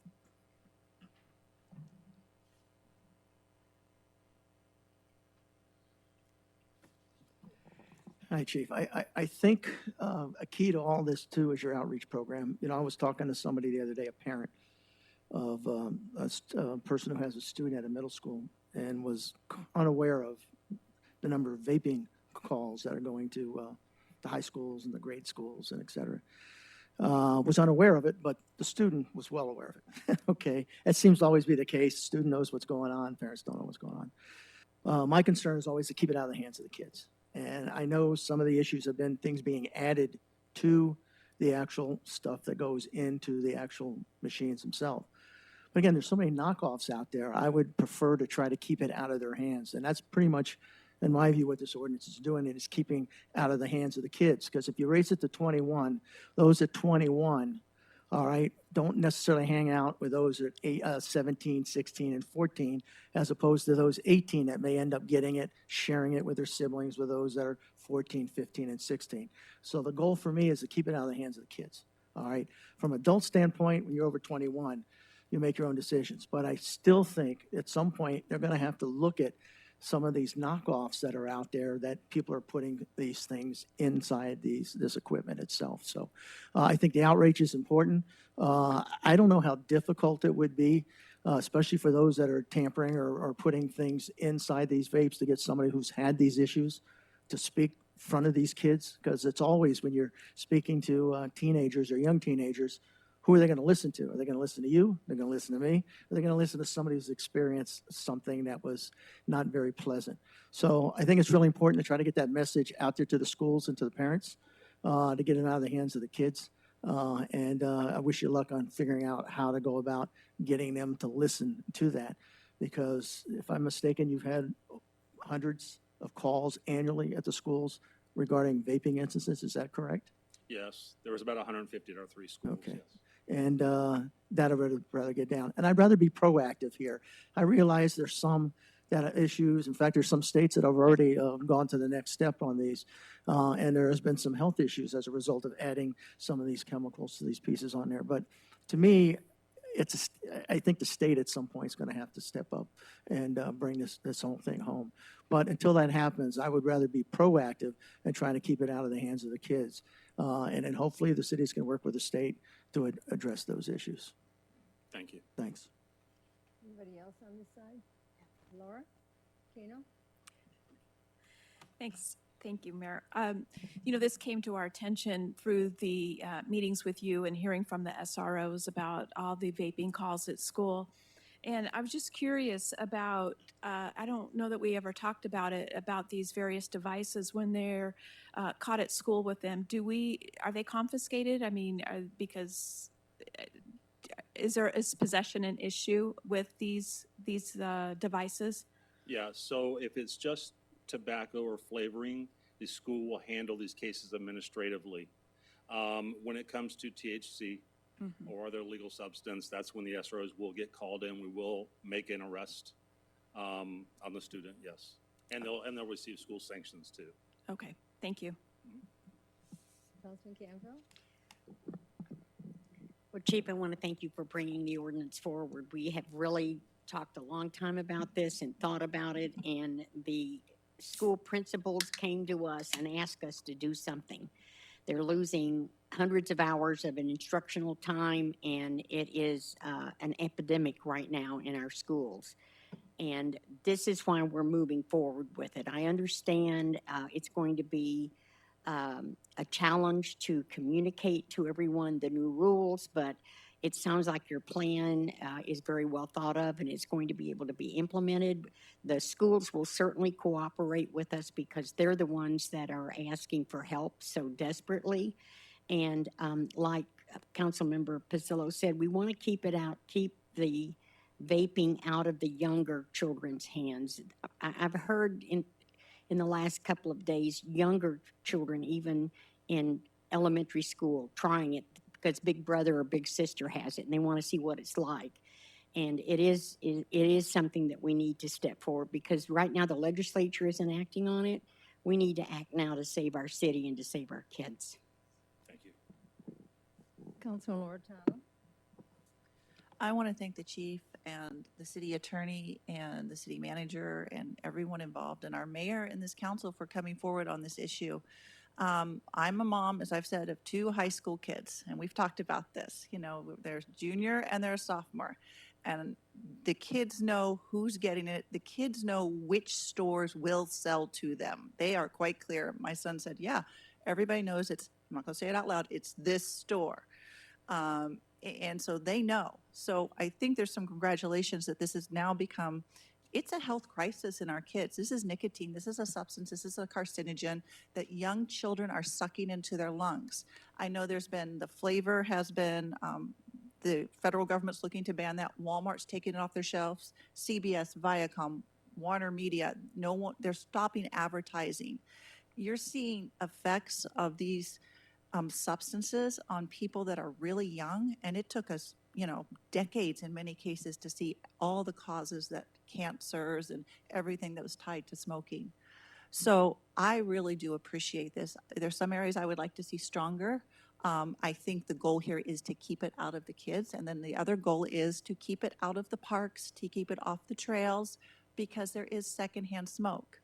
When my daughter came to me when we first talking about this, I asked her about this, and she's 14. She said, yeah, Mom, there's some bathrooms I don't feel comfortable going in school because kids are vaping, you know, and I don't care what they're vaping. She shouldn't have to not be able to go to the restroom because kids are smoking, whether it's the flavored stuff or whatever. So I do appreciate those retailers who, the large ones like Walmart, that aren't going to be selling some of those flavor because that's what attracts the kids. I was also really concerned the presentation that you gave to us that shows some of the devices that these kids are using to vape, a lipstick tube, you know, a flash drive, a hoodie that you can suck it in and no one can see. And you could buy that on Amazon. I looked to see if you could buy that on Amazon. They don't ask for your age for that. So this is bigger than what we can do. I think we're making a great proactive first step. And I do appreciate that. I think it's a good step for, you know, to keep our children safe and to keep our community safe from the second or third hand smoke, that we don't even know the effects of that yet. I would challenge, and I would love to see our legislature act, because our boundaries only go so far. We are so close to our neighboring cities. This has to be a regional, if not a statewide effort. So hopefully when they're in session that we will see some, it's a public health crisis, we'll see the governor act, or we'll see our legislature act to control this, to keep it out of the kids statewide, because that's what's important. So thank you very much for your leadership, Chief. Any other comments? No comments here? Well, you know, the thing about it is that, you know, if we talk about medication, all right, so there's all kinds of testing, it's all kinds of, goes through stages, and even then we end up with opioids. Mm-hmm. So this just gives those people that make their living off of taking something that is probably good and simple and turning it into something that's damaging physically and mentally. So I am, you know, I am sympathetic to business rights of opening up a business, and that's how they prosper. That does sort of have a little edge to it for me. It's not saying I'm not sympathetic to that, I am. But there are products that are invented day after day, year after year, that are good products, and they do well. and they don't have any problems. And then we have the ones that have problems. It seems to be medication, cigarettes, marijuana, you name it. And we just keep infesting something into the public. And it costs cities. It costs money, and it costs health care. So no matter what they say about any of this, they end up either in the hospital or behind a doctor or in jail or something. And so I just think when I saw one walk into the city hall and I came in and this kid was smoking it, and you would think that he was smoking a smokestack, the amount of fumes that came out of that. And it happened a long time, and I gave him my best stare down, and he took it and ended up putting it in a cuff of his pants or something. He got rid of it really quickly. But you forget you came in, Wally, from the park one day telling us all the cartridges were passed around. Yeah. So if people would not throw things out in the street, if they would dispose of them, that would be fine. But look at our highways. We have loaded with things on the highway, coming out of trucks, going out of windows. People go to the park. They have the pails there. Nobody throws it in. They just throw it. And especially, many of them just don't care. They don't think about that. So I think it's our job to keep our city pristine.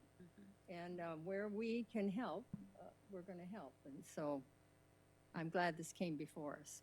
Thank you. Thank you, Mayor. All right, so no more discussion? All right, let's vote on it. Roll call vote, please. Vice Mayor Stipp, Aye. Councilmember Pizzillo, Aye. Councilmember Loretano, Aye. Councilmember Campbell, Aye. Councilmember Hampton, Aye. Councilmember Kano, Aye. Mayor Lord. Aye. The motion carries. Okay, so I'm confused again, so I'm going to adopt ordinance 2019 now, right? Thank you. Go ahead, City Clerk. Adopt ordinance number 2019-1449, amending Chapter 11 offenses and Chapter 1, Article 1-8 penalty of the Goodyear City Code related to vaping regulations, restrictions, and penalties, and providing for penalties, repeal of conflicting ordinances and codes, corrections, severability, and declaring an emergency. Thank you. Can I have a motion, a second, to adopt ordinance number 2019-1449? Do I hear a motion? So moved. Second. I heard a motion by Councilman Pizzillo and a second by Vice Mayor Stipp. Open for council discussion. I think we pretty much did that. Roll call vote, please. Vice Mayor Stipp, Aye. Councilmember Campbell, Aye. Councilmember Hampton, Aye. Councilmember Kano, Aye. Councilmember Pizzillo, Aye.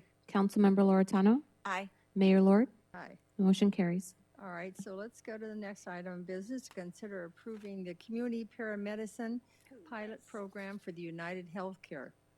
Fire Chief Paul Luisi presenting. Paul? Good evening, Mayor and Council. I'm here tonight to discuss a grant opportunity for a community paramedicine pilot program. To refresh your memories, community paramedicine is a program in which the paramedics go out and proactively visit our patients that are using the 911 system for non-emergent needs. So those are the high utilizers of that system. This new opportunity with United Healthcare has evolved from many conversations with hospital executives, our previous success that we've had, and many conversations with this health insurance. Previously in 2016, I outlined and reviewed an innovative grant opportunity with Vitalis Health Partners, which provided funding to enhance services to our most vulnerable populations. This new community paramedicine pilot program allows the regional partners of Goodyear, Peoria, and Surprise to focus on a much more broader healthcare issue while directly improving medical and public health systems. The community paramedicine regional pilot program with United Healthcare is a $175,000 service agreement. We anticipate the funding to last 1 calendar year. Approval of this revenue contract will allow the city to continue providing an evolving model of community-based healthcare. This model will be one in which the emergency responders facilitate the appropriate use of healthcare resources. Goals of the program are very similar to our last pilot program, providing resources to our most vulnerable populations, proactively visiting our high-frequency, non-emergent users of the 911 system, regional collaboration to maximize healthcare resources, reducing 911 calls and effect reduction in admissions to the hospital, provide effective resources for the patients to use. The cost of the salaries and other operational expenses for this pilot project will be funded by United Healthcare through the grant with the City of Peoria. Tonight, we are asking you to vote to authorize the city manager to execute the IGA with the City of Peoria for the provision of community paramedic services. Thank you very much. Are there any speaker cards? No, Mayor. Would anybody in the audience like to speak?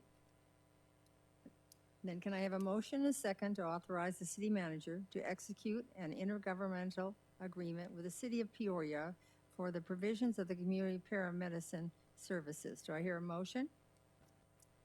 Second. I was hoping you were going to move that one. That should be yours to say a motion to. Motion made by Vice Mayor Stipp and a second by Councilman Pizzillo. Open for council discussion. Yes, Councilman Campbell. So Chief, will you tell us how this is going to work within our department? Is it going to be an off-duty fireman that will be on the crew, or are we going to hire specific EMTs or paramedics to go out? I mean, and what vehicle are we going to use, and how many days a week are we going to do this? And are we refined only to Goodyear, or are we going to be responding to Peoria and Surprise? Yes, this is going to be current employees, paramedics that have been specially trained for this program. They will work in concert with Surprise firefighters, paramedics, and also Peoria. The vehicle will be up 3 days a week from 9 to 5 during those time frames. As I said, it will run for a year. And our goal is to see as many of our patients in all 3 of the cities who meet our definition of high utilizers. 3 or more times in a month calling the 911 system, or 12 or more times in a year calling the 911 system. So we've been going through our databases over the last week to pull out those patients and start making appointments with them. So it's more of a proactive visit prior to them calling 911 again. Thank you, Chief. I know this program is wonderful and it's very useful, and I have actually was at someone's home when the community paramedicine came when we had it. And it was amazing the level of comfort that they gave that patient who was elderly and was not sure what to do and how to do it. It's interesting, too, because we're so grateful that United Healthcare has taken this, because collectively there's been a group of us that have been trying to find some type of funding to continue this, because it's so important, we think, to our community.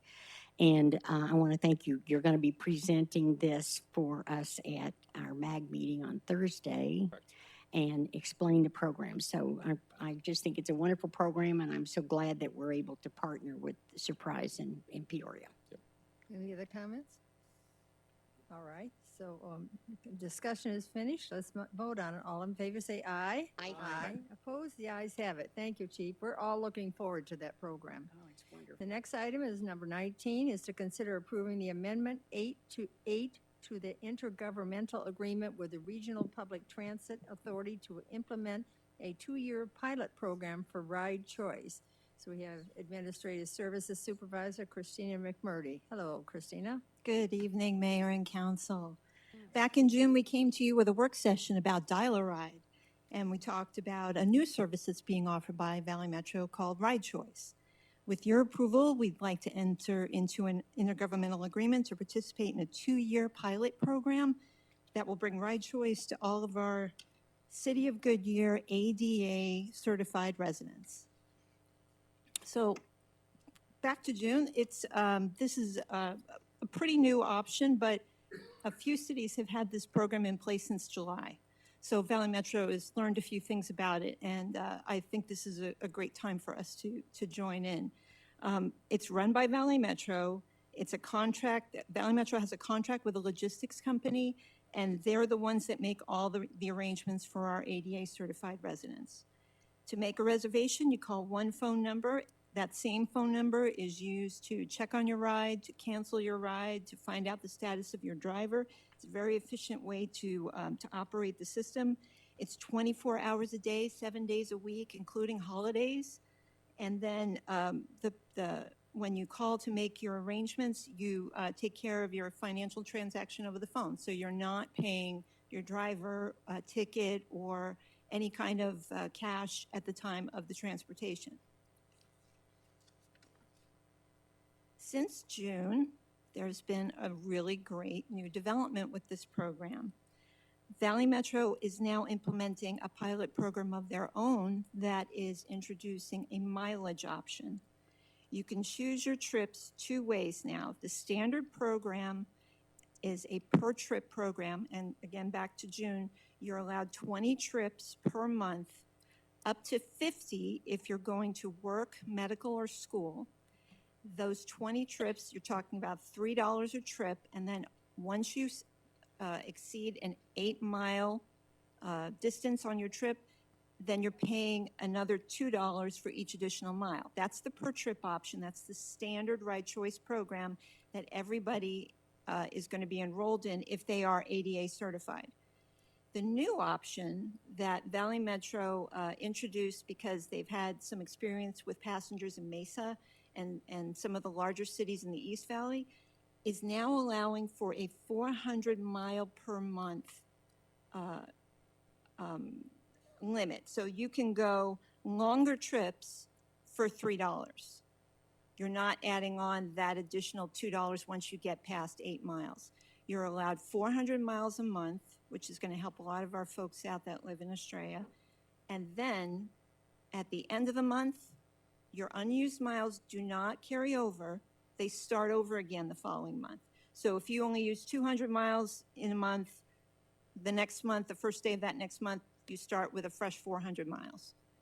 What they're finding out is that people that are using the per trip option are taking shorter trips, and a lot of people that are ADA certified don't have to go very far.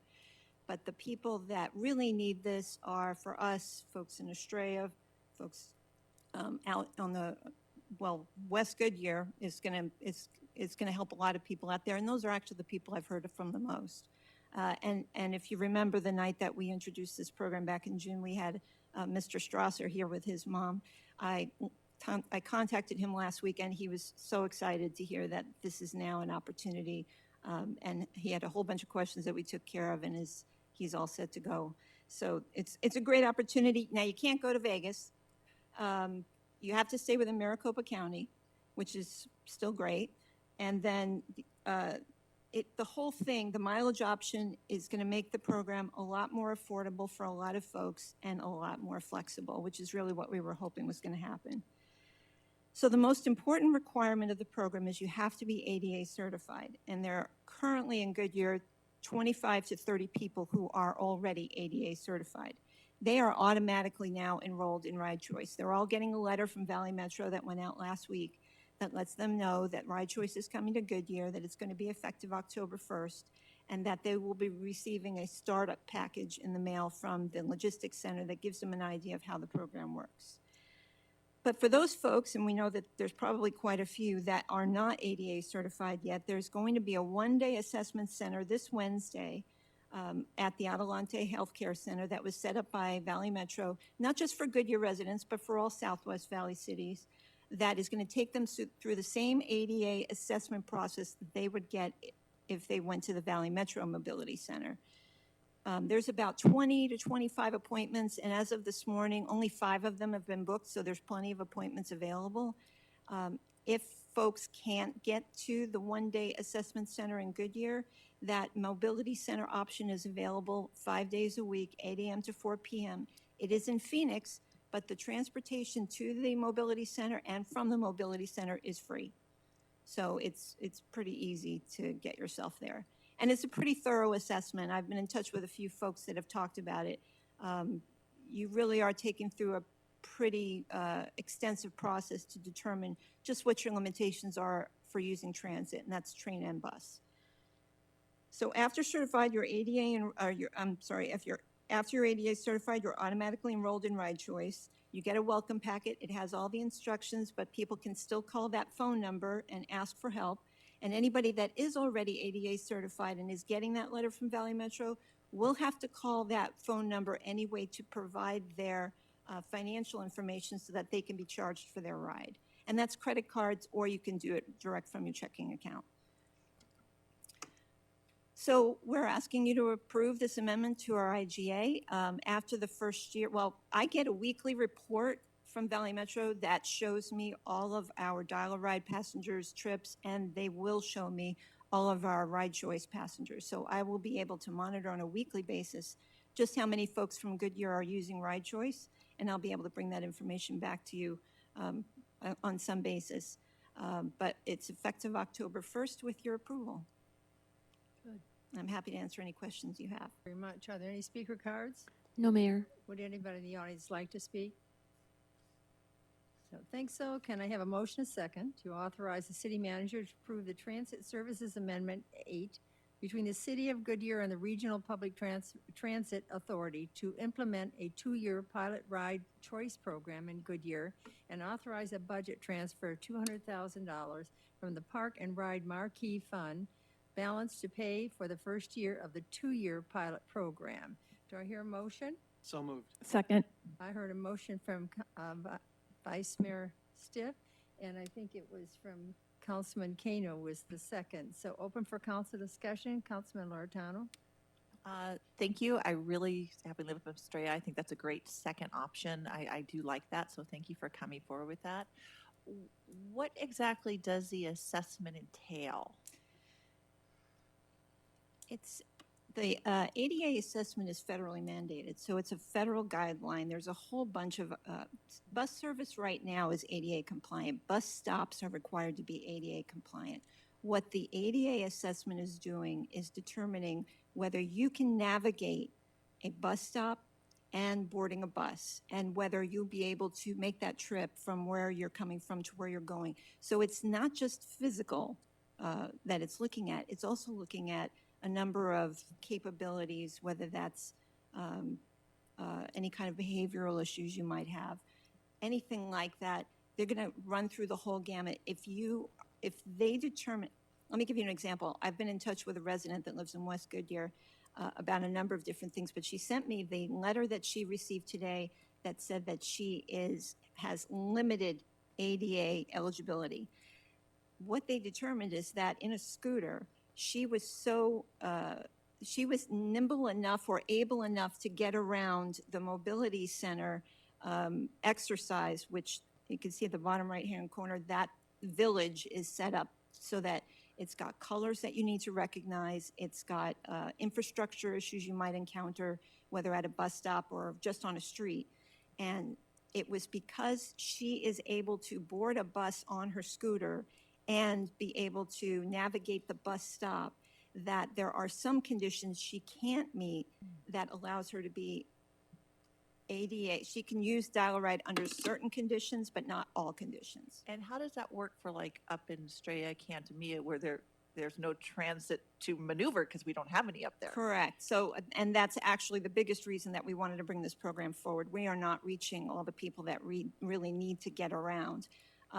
In Estrella, we do still have a design guideline. I think there are some bus stops up there. If we were ever to introduce bus service, I don't think we'd be doing that anytime soon, but Yeah, if we have no bus service. did, that they would assess whether somebody was be able to get on the bus or not.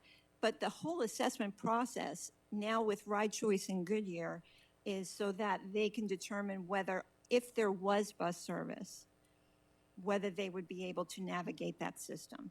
And this also applies to light rail. And again, the same person I was speaking to today, she asked me if she should sign up for Platinum Choice, which is if you are ADA eligible, it allows you to ride the transit system, not dial-a-ride, but the transit system for free.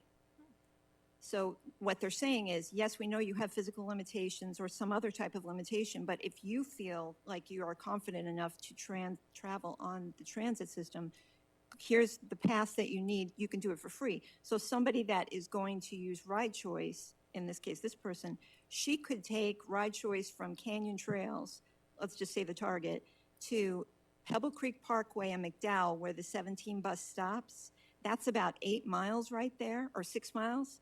And then she could board the 17 and take that somewhere, anywhere along McDowell Road for free. So she's basically paying $3 to get from her house That's good. further into the city of Phoenix. It's going to introduce a lot of mobility options for a lot of people. Vice Mayor Stipp? Christine, thank you very much for the work on this. We are very fortunate to have you even with the limited amount of public transportation that we have, your understanding of the Valley Metro system is just astonishing. And having been on the Valley Metro Board of Directors for the last year or year and a half, we are in so much stronger position as a city because of Christine than most of our other counterparts who have much larger bus systems than we do. Christine is very, very strong at what she does. So thank you for this. I know navigating Valley Metro can be difficult enough just in general, and then we've got the ADA certification process on top of it. So this is a very exciting step forward for us as a community. So I just wanted to express my thanks to you and on behalf of everyone.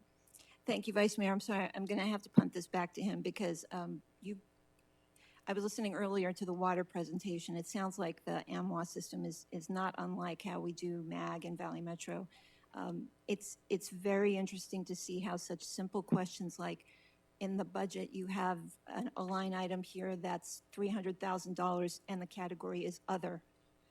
And just simply asking what other means can set off a lot of change. And that's what we've been seeing in the last year. And a lot of that, I will say, is due to Vice Mayor Stipp just asking the question. And that's a responsibility we all have, is ask the question. There's no bad question to ask. This is taxpayer money. We all have to be responsible. So thank you, Vice Mayor, and thank you for your compliment. Councilman Hampton? Yes, thank you as well for all your hard work with this. I think it'll definitely help our community take another step forward, like Councilmember Stipp said as well, to provide just more resources for the community. Do we know? It's probably a harder question. We probably don't know this, but do we expect a volume? Do we know how many people are eligible to be We ADA don't. compliant? It's a great question, Councilmember Hampton, and that's one we struggled with very early on. Because if you remember, our dial-a-ride service area is so small, it's only where we have fixed route bus service. Yeah, it's that 3/4 mile boundary. There's no way for us to tell outside of that boundary who is eligible. And then if they're eligible, whether they would even feel like they would want to use the service. So this is that's why we wanted to do this as a pilot program. This gives us the opportunity to kind of check and see and evaluate and be able to tell how people in Goodyear, whether they would be willing to ride any kind of a transit-related service. This is a little bit different from traditional transit service, and that's important too because we're moving into a whole new frontier on the transit side about what kind of transit service we really want to have in Goodyear. So we're going to find out. We're going to find out slowly, and I'll be able to bring information back to you that gives you an idea of just how many people are using this program, and those are the people that are all ADA certified. Okay. So we're going to learn. And then I live in West Goodyear, so if I run into somebody who needs this service, I just would give them not your number, but somebody's you're all going to communication. get this great brochure. Okay. It's not ready yet. It's going to be ready in like 2 or 3 weeks, and I've got a guarantee from my friends at Valley Metro that we're going to get a whole bunch of these, and I want to make sure you all have them so that if you are ever asked that question, that you first don't feel compelled to determine whether somebody might be ADA eligible. You don't want to go there, No. but you want to give them this, and that's going to get them started to figuring out whether they need to be certified and then whether they would be eligible for ride choice. Okay. Thank you. We're going to set you up. All right, thank you. Councilmember Campbell? So, Christine, I'm very interested in the numbers. Okay. And I would appreciate not waiting 6 months to have Absolutely. the numbers. This is something we've been working on for 15 years or longer, Right. and I want to see what the response is. But I want to understand this right. We have maybe 25 or 30 people now who live in Goodyear who are ADA compliant, that have already been determined that they have ADA requirements. They are eligible under the Americans with Disabilities Act. That's right. To ride choice and dial ride. Okay, so ride choice, is it going to be a separate bus or is it a separate vehicle and ride choice is like dial-a-ride? Okay. I mean, what's the great difference here question. that we're talking about? Great question, council member. So dial-a-ride are those small buses that you sometimes see with senior centers, and, Yeah. and they only take about 8 or 10 passengers. They're all wheelchair compliant. That's pretty much a typical dial-a-ride vehicle. Ride Choice is going to offer a variety of different transportation options. It's Uber is the service provider. When we last talked, Lyft was the service provider. That has changed. Lyft is no longer going to be that service provider. It's Uber. There's not going to be any difference between them. Most people that drive Lyft also drive Uber. So Uber is a typical vehicle. Wheelchair accessible vehicles are going to be used for anybody that requires a wheelchair. When they call that phone number to make the Ride Choice appointment, that's when the person at the customer service center is going to be able to see whether they need a wheelchair, and then they will need a wheelchair accessible vehicle. So It just if they depends. have a mobility scooter, Correct. that's the same as a wheelchair. That's right. Okay. So if somebody has a walker, they may still get a vehicle, just a regular vehicle, sedan or something like that, but the driver will know that he needs to hold the walker for the person so that they get in the vehicle. So it's going to be a variety of different options that the logistics center is going to run through with the passenger when they talk to them on the phone. Anybody that gets ADA certified gets a number assigned to them, an identification number. So when they call the logistics center to make their reservation, they just give them the number and all the profile information is there. Okay, thank you. You're welcome. And you will see those numbers a lot sooner than 6 months. Councilmember Kano? I just want to thank you for your work in making this modern and flexible response to a long-time problem. I'm also interested in the numbers. I hope that it's wildly successful and that once it gets going, then it will encourage other people to participate. But this is an exciting solution, so thank you so much. Thank you. Councilmember Basillo? You know, I'm interested in the program. I think it's a great program where we can help those. My only concern is a cap. And here's my thought. I remember a while back where the state gave a credit for, I think it was cars for fuel discounts. Alternate fuel. No cap. Next thing you know, they ran out of money because they had no idea who was going to use it. And the only thing concerns me is you have the transfer, which is fine. But we don't know how many people are using it. We don't know how many may apply once this message gets out there.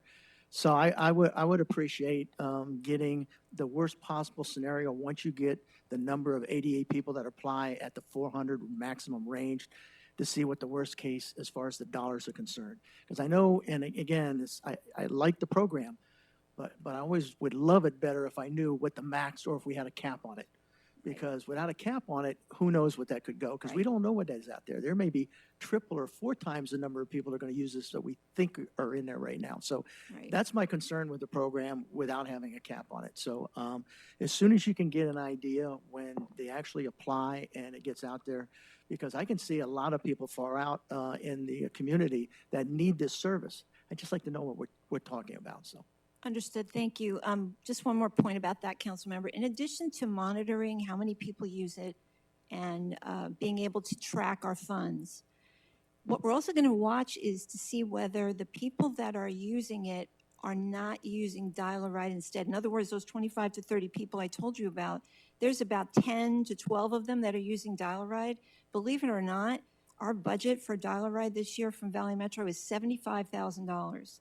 What we are hoping people that are riding Dial-A-Ride will do is give up Dial-A-Ride and take Ride Choice instead, because a Ride Choice ride is less than half the cost of Dial-A-Ride. So we're going to be monitoring it to see if we get any kind of a benefit from people jumping off Dial-A-Ride and going to Ride Choice instead. So you're going to get that information. And I think that'd be very valuable to know, but I always get a little skittish when there's no cap because I've seen in the past where that's gone south as a result of not knowing what that is. So. Right. Thank you. Any other questions? All right, let's vote on this. By the way, good job. Whoop, I don't know. You have something you would like her to add? So I just wanted to thank you, Mayor and Council Member. I just wanted to remind you that at least as this part, for the first 2 years, we do have a cap of $200,000 per year. So it is capped at that? Yes, it is. Okay. Yes. All right. I saw the transfer, but I didn't realize it was capped at that, so. okay. 200,000 the first year, 200,000 the second year. If we spend that whole 200,000 the first year, no matter what, we're coming back to you and giving you information on that, and you'll be able to make a decision either way. This 200,000 that you're approving tonight is just for the first year. Okay, okay, thank you for clarification. Thank you, Rebecca. Thank you. All right, let's vote this. All in favor, say aye. Aye. Opposed? The ayes have it. Good job, Christine. And the last item on business, number 20, to consider approving the Bullard Wash emergency remediation and construction work. Engineer Director Rebecca Zook and Engineering Deputy Director Samit Rohan will present. Hello. Thank you, Mayor, Vice Mayor, and council members. I'm very pleased to introduce to you tonight Samit Mohan. He is our Deputy Director of Engineering. He's been with us for about 4 months. He is going to provide you with the update on the Bullard Wash, but I have asked him to just maybe take a moment and give you a little bit of information about his experience so you get to know him a little bit and understand what experience he brings to us. Thanks. Thank you, Rebecca. Good evening, Mayor and Council. My name is Sumit, and it is such a pleasure for me to be presenting to you tonight. I'm new to the city of Goodyear, fairly new, 4 months, but not new to the state of Arizona. I have worked in Arizona's civil service for over 28 years. Most of that has been with the city of Phoenix, almost 19 years, where I was largely responsible for managing engineering design and construction of a large number of infrastructure management projects. In addition, I was also involved in many Kaizen committees to improve the $5 billion capital improvement program of the city of Phoenix, all departments included. With that said, I'm very grateful for this opportunity to be presenting to you tonight. So, in as much as you have seen the same slide pattern tonight a few times, I'll talk to you about the Bullard Wash Tailwater Project. Just a little bit of background information. This topic has come up in the last few council meetings, so I'll just make this brief. Bullard Wash, the area of concern right now, which is under city's jurisdiction, is between Camelback Road to the north and Indian School Road to the south. And this has been, Bullard Wash was improved in the year 2004.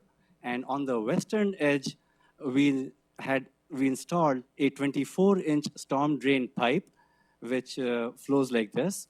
And also a low flow channel was installed on the east edge, which is shown by these arrows. So this is the general location of the Bullard Wash. Since around the year 2014, we have seen increased irrigation flows, and the city started preparing the responses in many different fashions, one of which was curbing south of Camelback Road so that the flows could be directed into the 24-inch storm drain. In addition to that, more curbing was installed so the overflow could go into the low flow channel on the east edge. Also, the city hired a firm to study the origins of flows so that we could find out where these tailwaters were coming from. In addition, we also planned a CIP project in the current fiscal year 2020 to add some signage at the pedestrian crossings and also to add elevated sidewalks for crossings, partly inspired by the Scottsdale Indian Bend Wash. This is a picture from just south of Indian School Road near Hayden Road. In the summer of the year 2019, our surface flows increased substantially.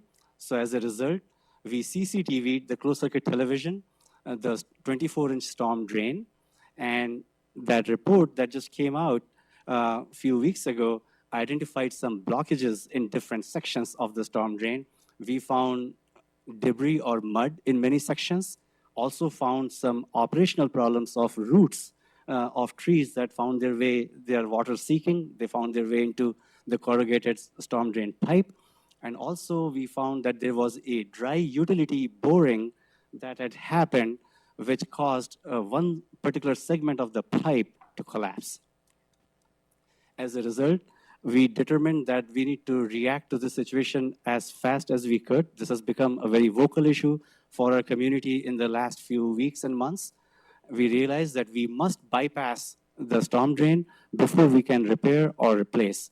So what you will see here are the red line shows the bypass route where we are going to be installing, and we are in the process right now of installing the HDPE temporary bypass pipes.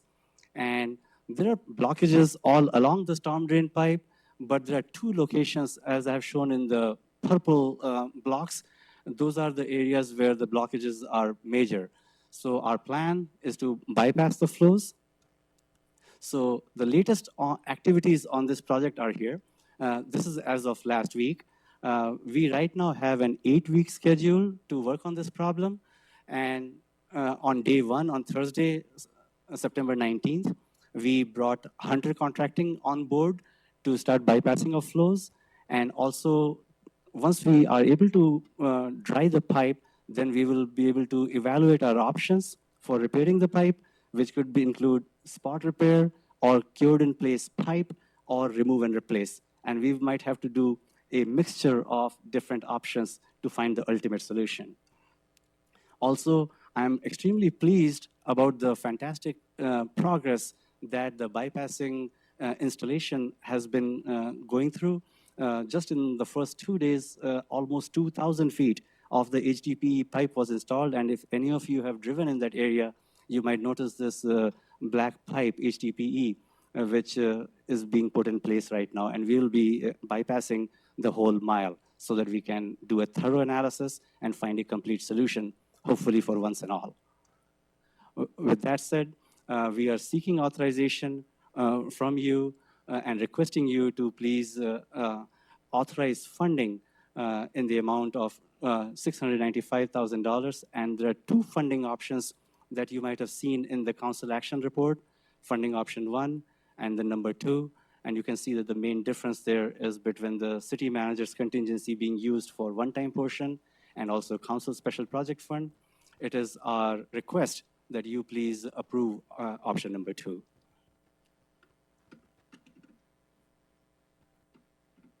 Oh, I'm sorry. All right, you're finished. Thank you. Yes, I am. Thank you, ma'am. That was a pretty good report, and I think we're surprised. So let's go on. And are there any speaker cards? No, Mayor. Would anybody in the audience like to speak? All right, then can I have a motion, a second, to approve a budget transfer needed up to $695,000 as shown in the funding option 2, and all expenditures necessary to address emergency repairs to the stormwater and irrigation system in Bullard Wash Phase 1 Park. Do I hear a motion? So moved. Second. I heard a motion by Councilman Hampton and a second by Councilman Campbell. So open for discussion. Councilman Hampton? Yeah, I say thank you for moving on this. I know residents have been very concerned about this, so I appreciate you looking at it and pulling it up and also bringing different options to be able to get a better solution for this issue for our residents. So I am supportive of it. I think funding option 2 is a good option, and yeah, I'm looking forward to moving forward on it. So thank you. Thank you, Councilmember. Councilman Vazillo? A couple questions. First question on the council special project fund, probably one more for Doug. What's the balance in that fund when the 125 comes out? All of it.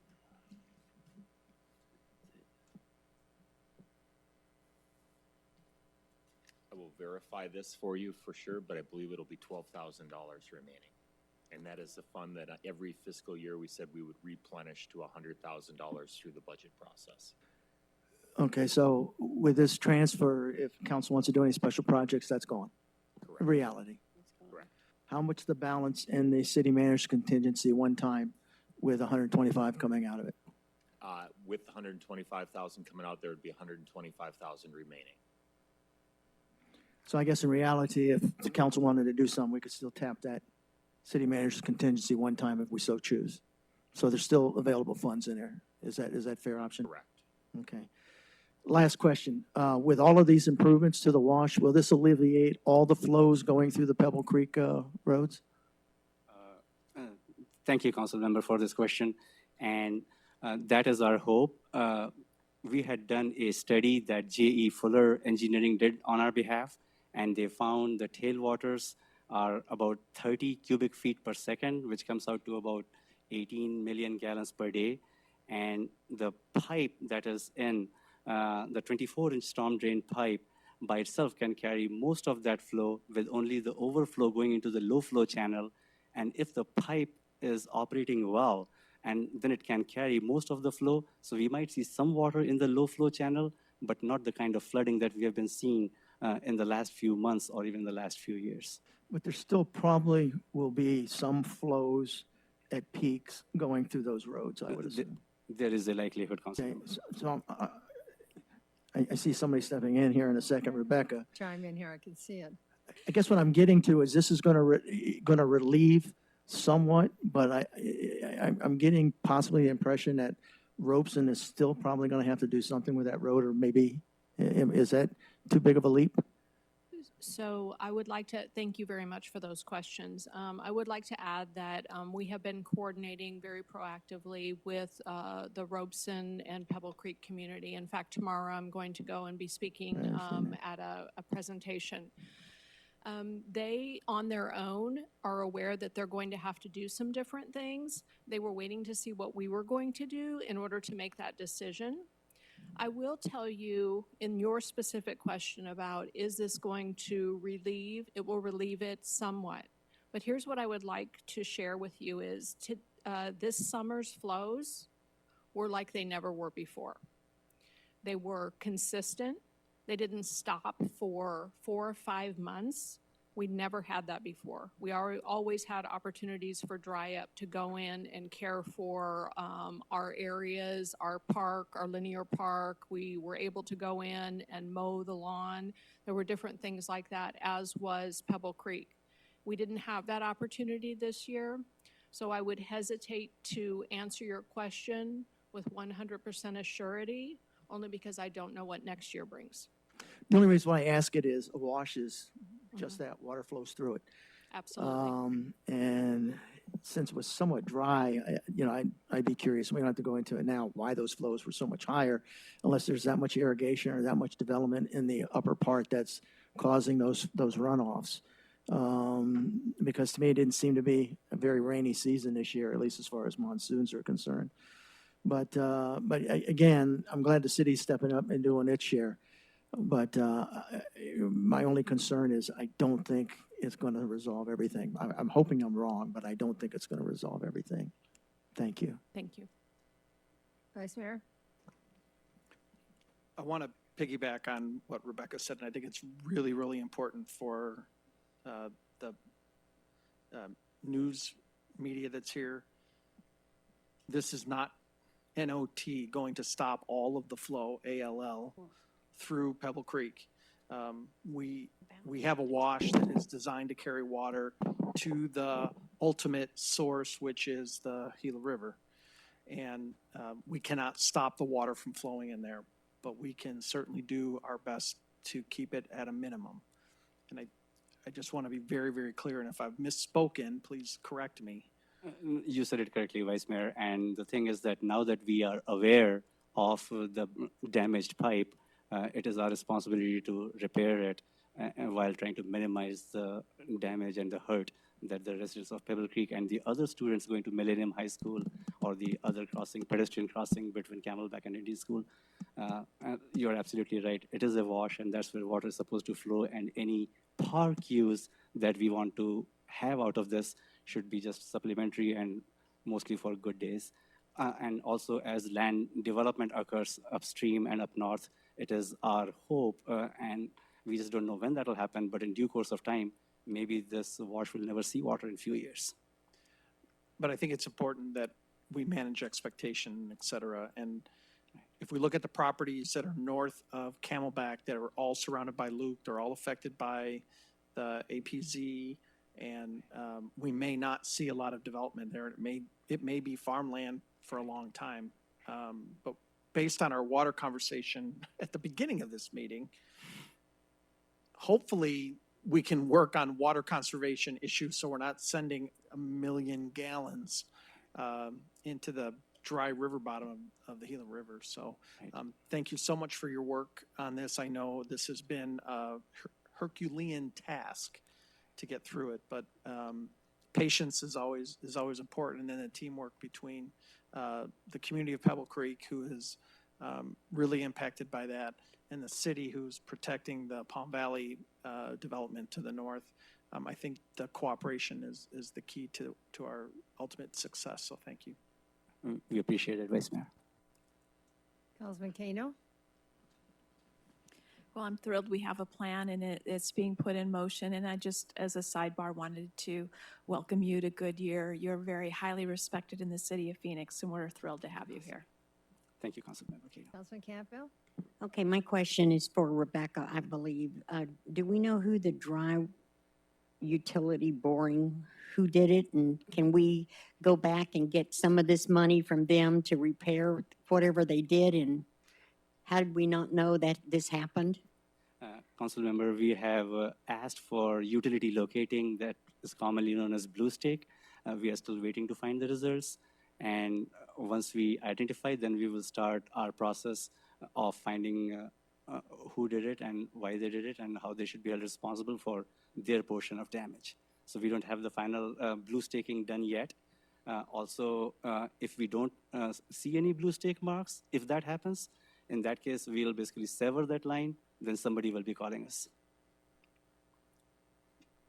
Rebecca, I think you want to add to that. I can see it. Do you have any additional question? Yes, I do. Okay. I'm just trying to digest what he said, and Joe's trying to explain to me.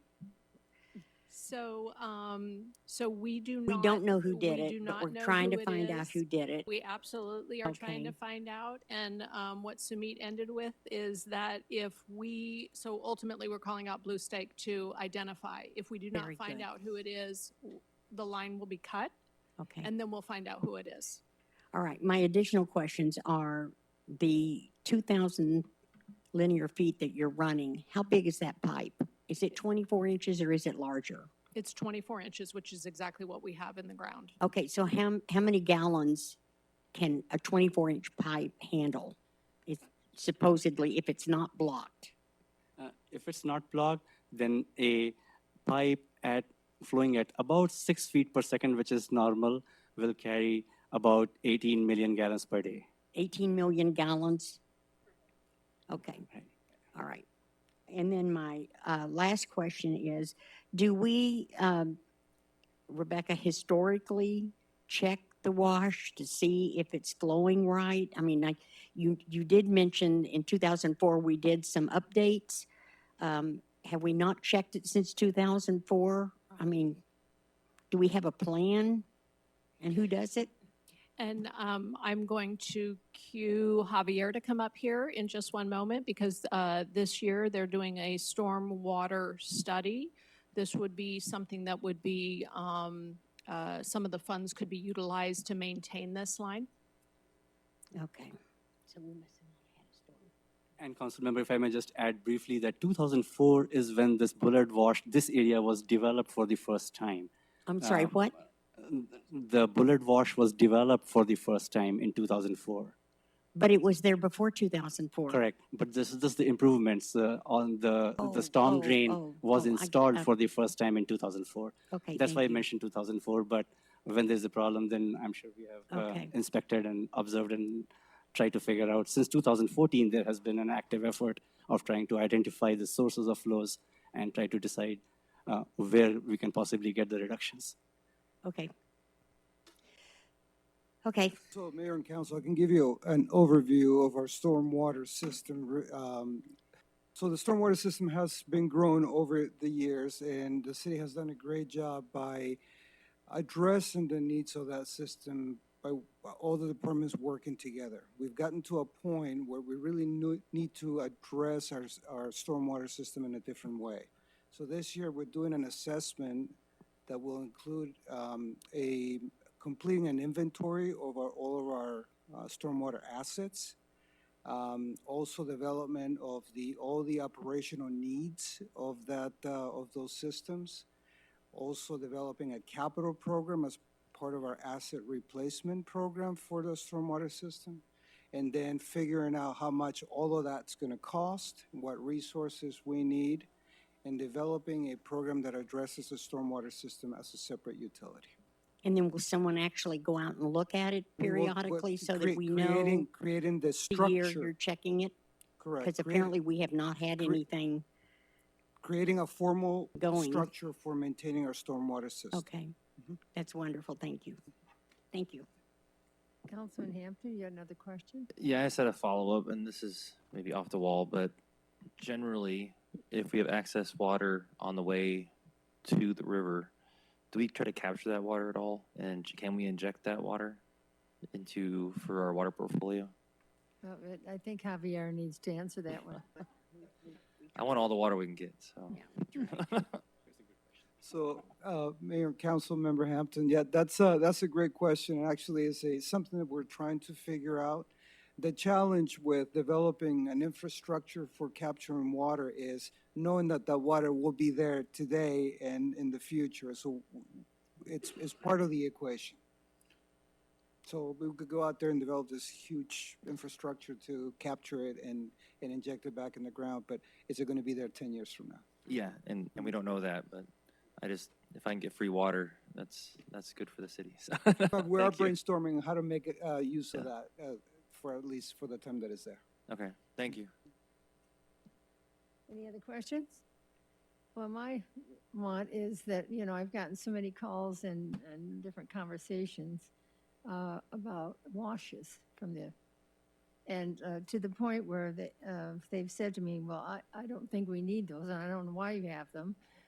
Just like I don't know why we have the rabbits, and I don't know why we have the birds out there, and, we don't need all that. Well, so they just don't understand the desert.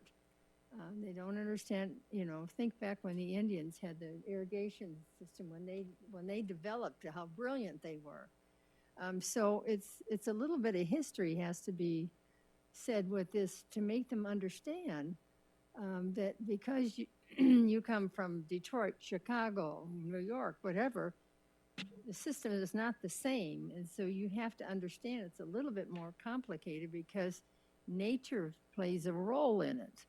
And nature you can't always control. So that's my hope that when you go out and speak that you'll get people to look at this as an environmental process that happens in the desert. So, and I appreciate welcome. Thank you. I think you're going to enjoy this because you heard all the questions. You could have been up there and they never asked you one question. Look at all the questions they asked you. So they were very curious. So we look forward to having you before us again. And Rebecca, thank you very much. And I think we're finished with this subject. Is that right for now? Thank you very much. I appreciate the opportunity. That takes us to the end. I got the right paper. So now we're, we have to vote on it. Yes, okay. All right, let's do it. All in favor say aye. Aye. Opposed? The ayes have it. Congratulations. All right. Does the council have any comments or accommodations, report or events? Yes. Councilman Loretano. Okay, this Saturday, our mayor is going to be our grand marshal in the parade for Estrella, Foothills High School. So, of course, since it's homecoming, oh my, I have to get her a Wolves football shirt so she can cheer the team on, and it says Mayor #1. Oh, how nice. Here you go. Thank you. Thank you. That's great. Very nice. Oh, thank you. Well, thank you, Sherry. Looking forward to it. Any other comments? No news, no comments? Okay, then I'm going to turn this over to the city manager. Manager, do you have anything to report?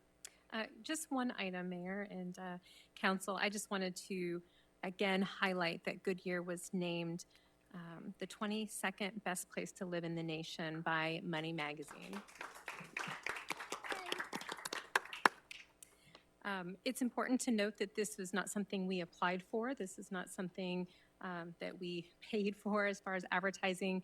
The process Money Magazine uses is they look and look at all demographic information. They look at our economy, our housing, education, quality of life, and they put all this information together to compile this list. And there's further proof of that because once we were notified that we were a finalist, they asked us for pictures. So we were able to share that part of the story. But when the actual article came out, it talked about how our residents can dip their toes in the Gila River. So I think that just goes to prove that, this was something that was truly organic, and we're very proud of this honor. And of course, want to give credit to the vision of council and the hard work of staff and our great community that made this all possible. So thank you. Great, thank you. So if anything else before we adjourn this meeting. Okay, the next meeting is a retreat on October 4th and 5th, 2019, and a regular meeting will be October 7th, 2019. No further business, this meeting is adjourned.